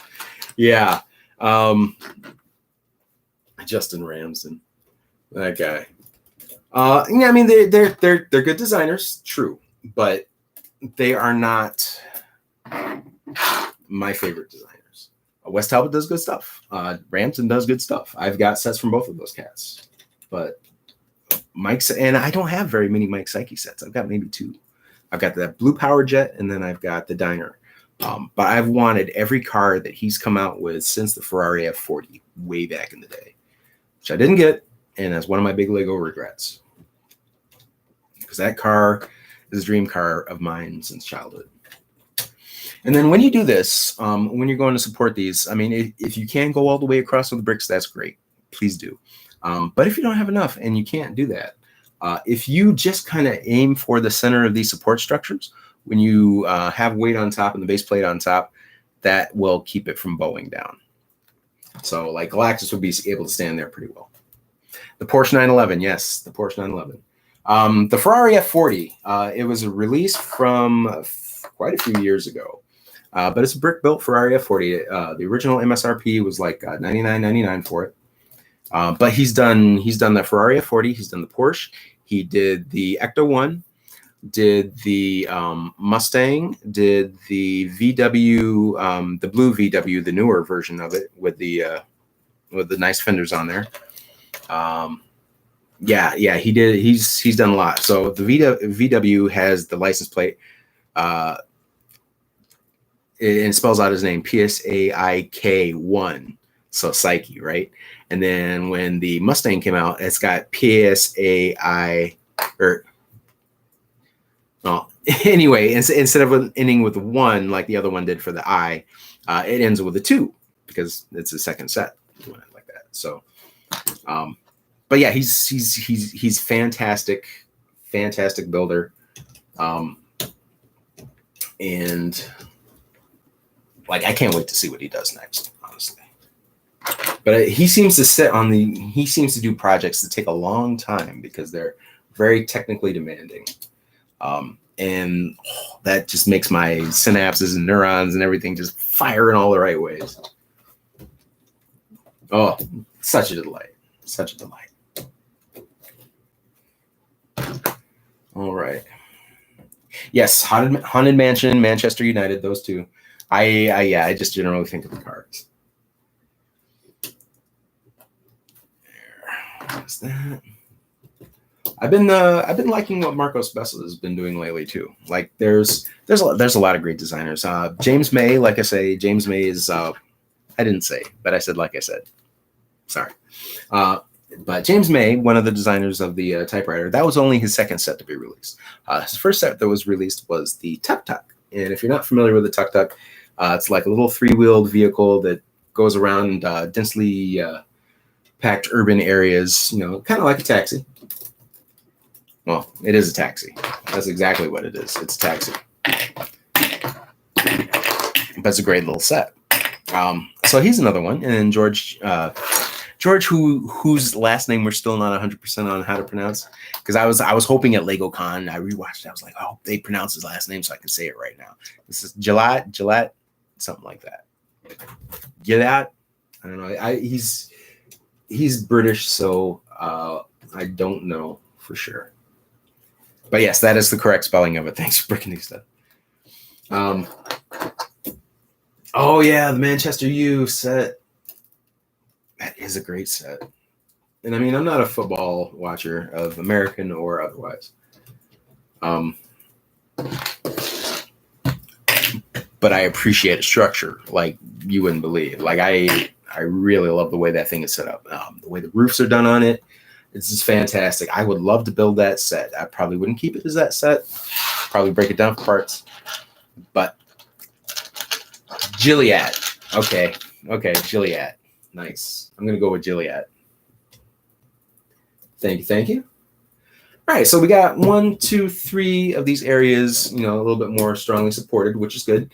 And then, let's see. Sometimes before you get the weight on these, they will pop a little bit from the supports. But once you get the weight on, these things are going to be set and good to go. But until you get the weight on there, do be a little bit cautious and make sure that your supports are lined up with the place that they're going to be going into the top structure. Let's see, the Ferrari Racer Spider, the 440. Okay. Now is that the older Spider where they had a yellow version and a red version of it? Because that's a good set. Although it's also a bad set because it has a sticker on the hood that goes all the way across, and it's a large piece. And stickers from that era like to crack a lot. I had a lot of Spider-Man set stickers that I used around my city for different signage and things. And a few years ago, they just started all getting brittle and just breaking up on me. So that will happen. But yeah, so there we go. There's that. I'm going to grab the Daily Planet roof. We're going to take a look and see what's going on with that. And I got pins on the floor.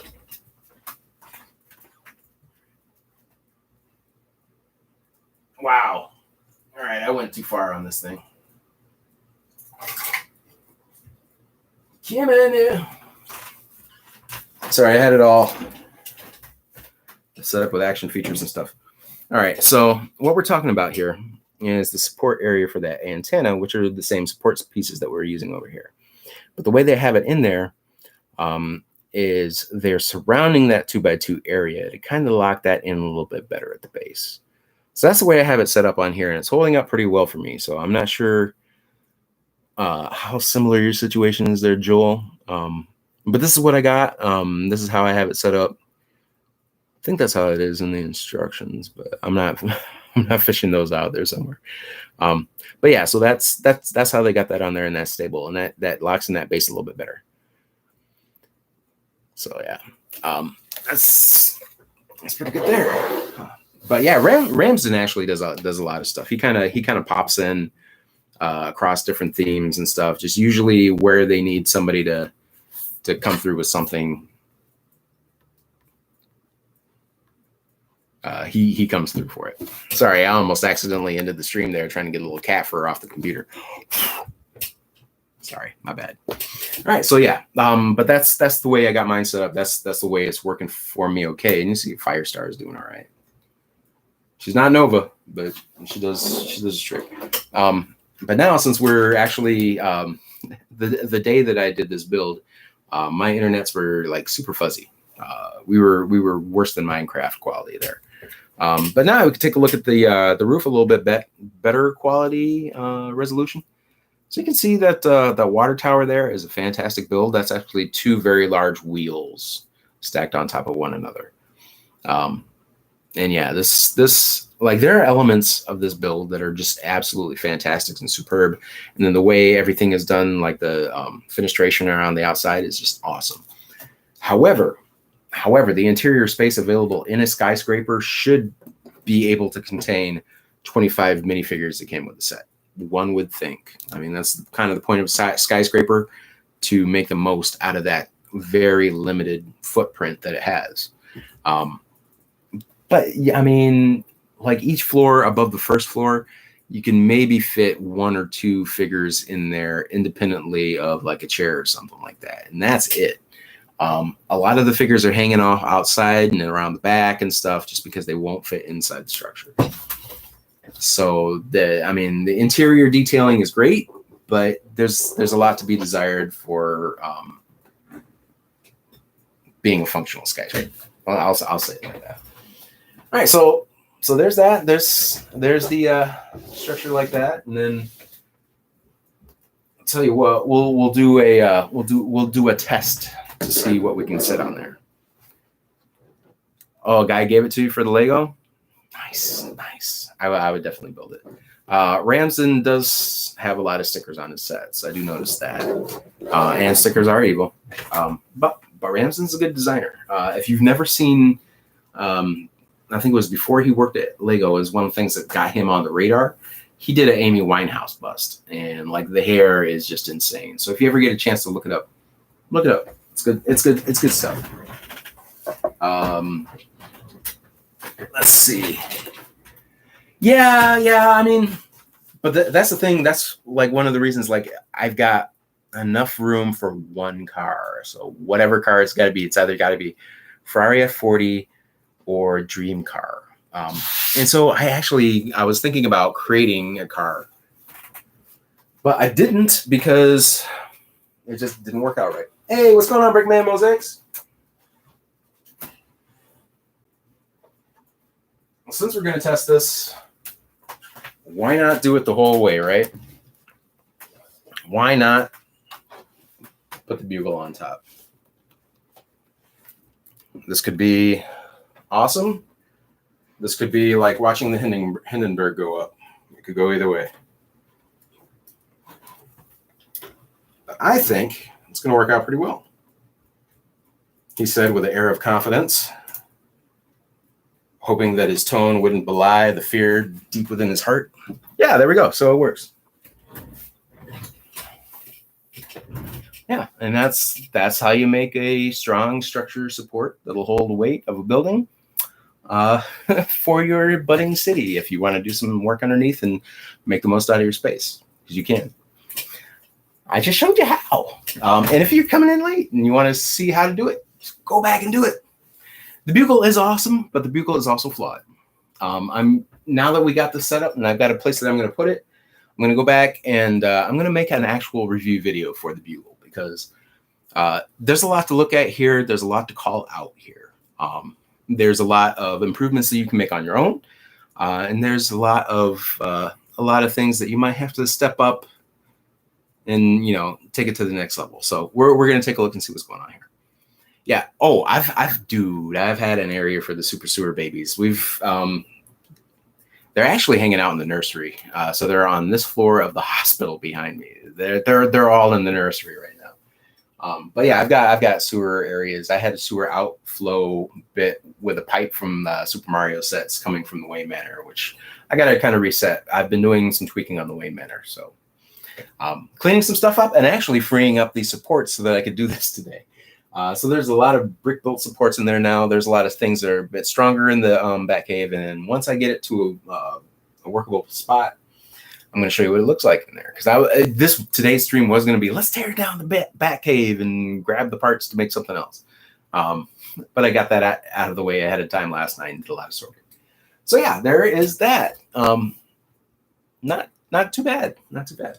But yeah, like I say, I'm going to make a video. I'm going to be working on that this week. For the Daily Bugle, and I'm going to compare it to the Ninjago City Gardens, so you'll be able to see two $300 sets that are out there that are like city bits that would be good to compare and contrast, right? So we're going to do that. That's what I'm going to do. That's like the big video goal that I have for this week. So fingers crossed that I actually get that done. But yeah, so we can see that this works. He says before Doom takes over. Let's see. Not Dr. Doom. Dr. Doom's, he's kind of at a superhero party right now, just hanging out. But yeah, so that works. I'm going to get this out of the way, and we're going to take another look at the aquarium while we're getting ready to wrap up here. Getting ready to whack up here like I'm talking about calling out a mafia hit or something. Nah, Kingpin did not come with this set. Just so you know.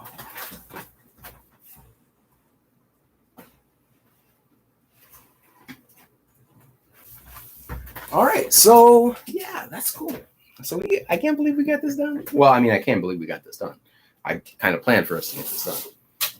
But I can't believe it went so smooth as it did, even with that little snafu there. So just got to glean some more bricks to get this lot back a little bit filled up a little more, and that's not going to be too much. It's just rebuilding things, because when I rebuild something, there's going to be a lot more bricks coming out, and when I take out the area that's in there for the gym right now, that's going to yield a few more bricks, so that's going to help this finish up. And then once I get that set, that moved over, brace the table underneath a little bit because it's slightly wobbly. Once I get that set, then we're going to be, coming in here next week looking at a brand new setup for the city. By brand new, I mean slightly altered.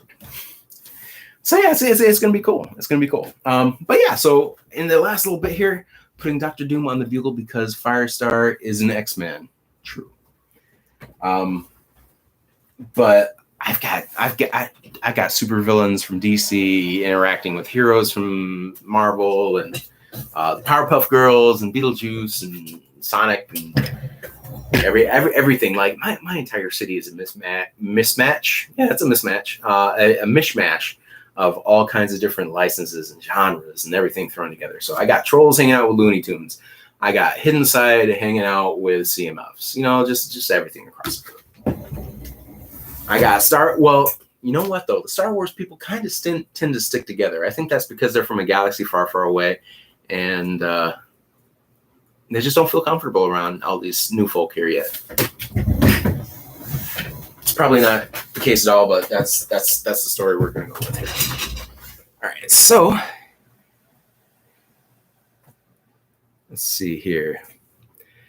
1x14s and 1x8s, Technic bricks, alternating back and forth. Now, just whatever you have a lot of Technic bricks on hand, however you can accomplish that form. So what you want is a 2-thick Technic brick is essentially what you want to do. And a lot of pins bracing them in together to give you that rigidity and that stability. That's going to take a lot of the weight. So don't even get me started on the bridge building challenge from Lego Masters. I can't tell you how many times in my mind I've watched, or how many times I watched that, and how many different ways I played it over in my mind, how I would build a bridge. Even honestly, I could have done it with all 1x2 plates. I figured out a way to do that too. Like if for limited resources, the way Flynn and Richard work. So yeah, here we go.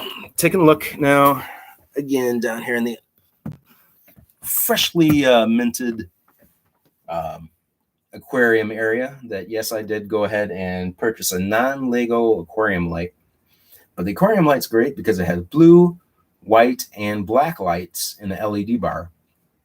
It was, you know, it's about $50, but like it casts a pretty strong light and it looks fantastic in here during the day and at night.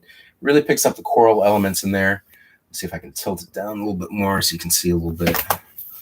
And then, so yeah, we were working on this last week, and the way I do, you know, once the stream ends, I just can't put a thing down. So I just kept working with it. The colors jived and did the right thing. So I got the base is a lot of medium azure, lavender, medium lavender as well. And then a lot of medium blue and dark pink accents. Some green worked in there. Sorry. Fishies and everything going across there. So this area is kind of weird, but like the whole thing is kind of weird. So it works.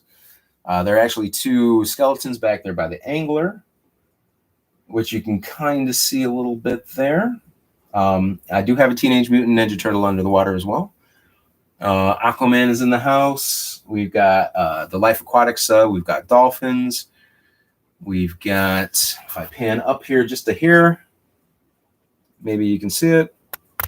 If I'm not covering the camera with my finger.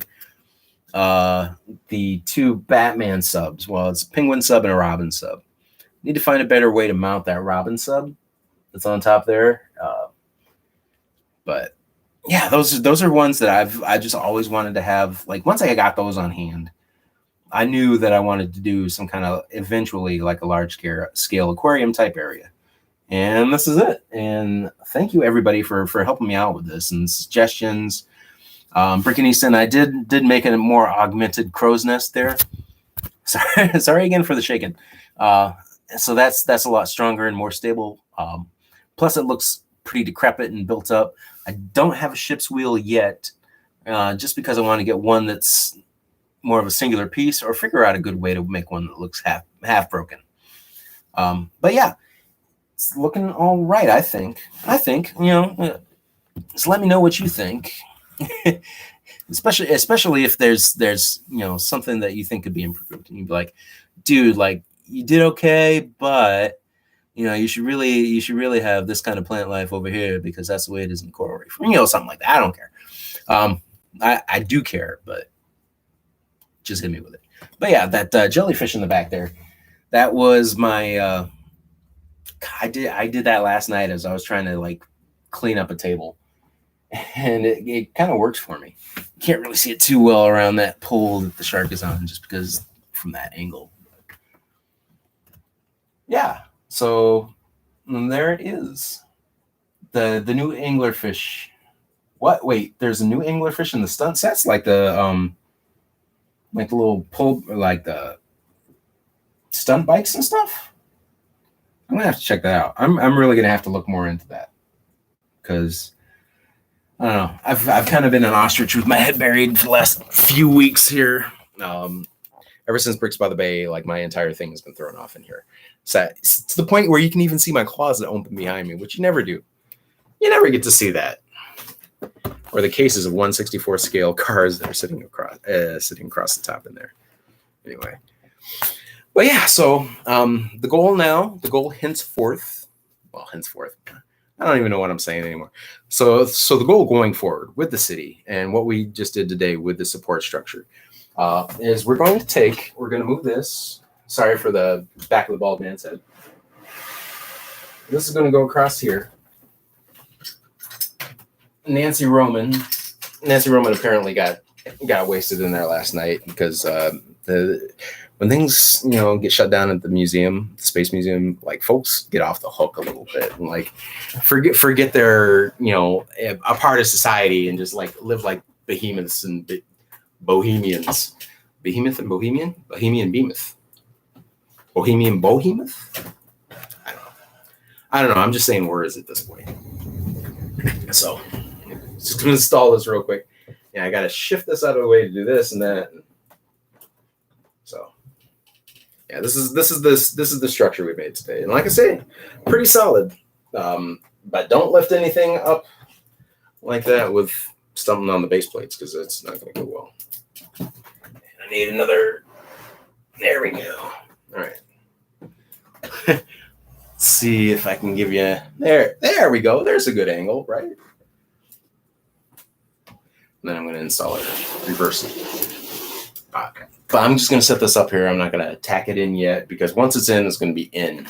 So what I'm going to do is just line this with pins that will correspond with this other side here, and then it's back together. And it's like Lego super glue if it were more flexible. Stunt show truck has 2 black-white anglerfish. Oh, yeah, I need to go check that out because I've only seen like little bikes that come with it. So I need to check that out. So this is going to sit there. And the reason that I did this in the size I did that is because the window that we have over here, this large white void area is actually a window, and it's got a little ledge that pokes out a little bit. So Batcave is going to have to sit a little bit further ahead, whereas that can sit right next to the rest of the structures that are over here. But once I get too far over that way, once I get more than the base plate over that way, things are going to have to start to pop out probably about 2 inches. No comment. Don't. I heard it. I heard what I said. Don't. But yeah, so that's where we're at. That's what we did today, and it's a pretty good accomplishment. How big is the room? Well, shoot. Let's see. It's not very big. Probably 10 foot by 11 foot. So this is the back corner. This right here. This is where I do like the photography stuff. I have a curtain I bring around here, and this is like where the door to the room is. So we're back as far as we can possibly get. So yeah, the city takes up an entire half of the room. It goes from there and comes around over to this side here. And then, yeah, there's the closet. Let's see. Over here is my manga shelf with some builds. Oh, little preview. What? And then coming around over here, you see the monitor. Up there, I've got various things, and yes, that is two actual comic book pages. I got posters and stuff. I got autographs up there, pictures of me and T in New York, Kickstarter posters that I got. I got an anime cell up there. Yeah, it's 10 by 11, but like that's what we got for this room to work on the stuff. Oh, thanks, Joel. So yeah, that's about how big this room is, 10 foot by 11 foot, and I try to cram everything in here as efficiently as possible, which so far has been so good, but always trying to figure out ways to improve and like innovate storage solutions for Lego. So yeah, there's that, and there's our there's a nice little 2-cent twirly tour that pretty much gives you most of the major attractions that are in the room. But yeah, so I've got a lot of stuff to clean up here because my city streets are getting lousy with things, like not to mention Galactus being up there, and I got to find him a chair. Well, I've got him a chair. I just need to finish it. We got Phoenix in town now. I got dinosaurs over here. I've got cars and things and dogs and video folk and candy mermaids and yeah, it's all kinds of wildness. So I gotta get this all tamed and under control. And once we got that, we're gonna be set. But getting that thing in the underwater area, having that section is such a relief. Like it's such a relief, and I'm so glad it finally looked right because I was so disheartened at the original version of it. And now it just feels like it's brick serendipity, right? It just kind of came together in just the right way, which is the way things happen. Just turned your Avengers Tower into a modular. Nice. That's a good one. That's a good one to do. You look like you have an escape hatch under your chair. You know what? That's actually not a bad idea. I could probably do that. And then if I had an escape hatch under the chair, I wouldn't need the regular door. I could just enter the room through a ladder from the basement. And if I did that, that would give me, like, then I could do like the entire room as a city. Okay, that's not logical, but I like where you're going with that. I really like where you're going with that. There might be something to that. Might be. All right. So yeah, Brickanista, see you later. Going to see Ferg. We're gonna be heading out here right now. Actually, we're shutting it down. I'm gonna go get some actual libation going down for the parched and unhydrated self that you see before you. Yeah, and then I will see everybody, hanging around this week. Brickanista's stream, check it out, YouTube and Twitch. I'll be back here again next Monday. I'll let you know what goes on with that interview. Fingers crossed, whichever way you want it to go. I don't know. Let the face decide. Everything in life is 50-50. Either it is or it isn't, right? So we'll see. But yeah, so there it is. There's everything. Yeah, go back to the beginning and watch if you want to see how the structure came together, to see like some more footage of the aquarium, which I can't stop looking at it. It's so great. Not to toot my own horn, but honk. Yeah, so thanks everybody for sticking around. Yeah, and then we do have a street plate to go there on top, which is going to be perfect. And yeah, you see, I do have to raise this up by 2 bricks all the way around. So I got some more work to do with that because it's got to be flush. But yeah, so thanks everybody. We're going to be doing this again next week. Check out Tricky Bricks. Check out Brickanista. And yeah, good times. Brickanista is going to be doing her thing at 2 p.m. today, her time, 5 p.m. my time. She's going to be hanging out with Ferg and doing some brick building. So check it out. Also, rebrick this July 21 is the bride and groom. You can do one or the other or both combined in a marriage of sets. Or you could do 2 brides together. You could do 2 grooms together. Or you could do 2 brides and 1 groom, or 3 brides and 2 grooms, 3 brides and 3 grooms. Like we've just gone from,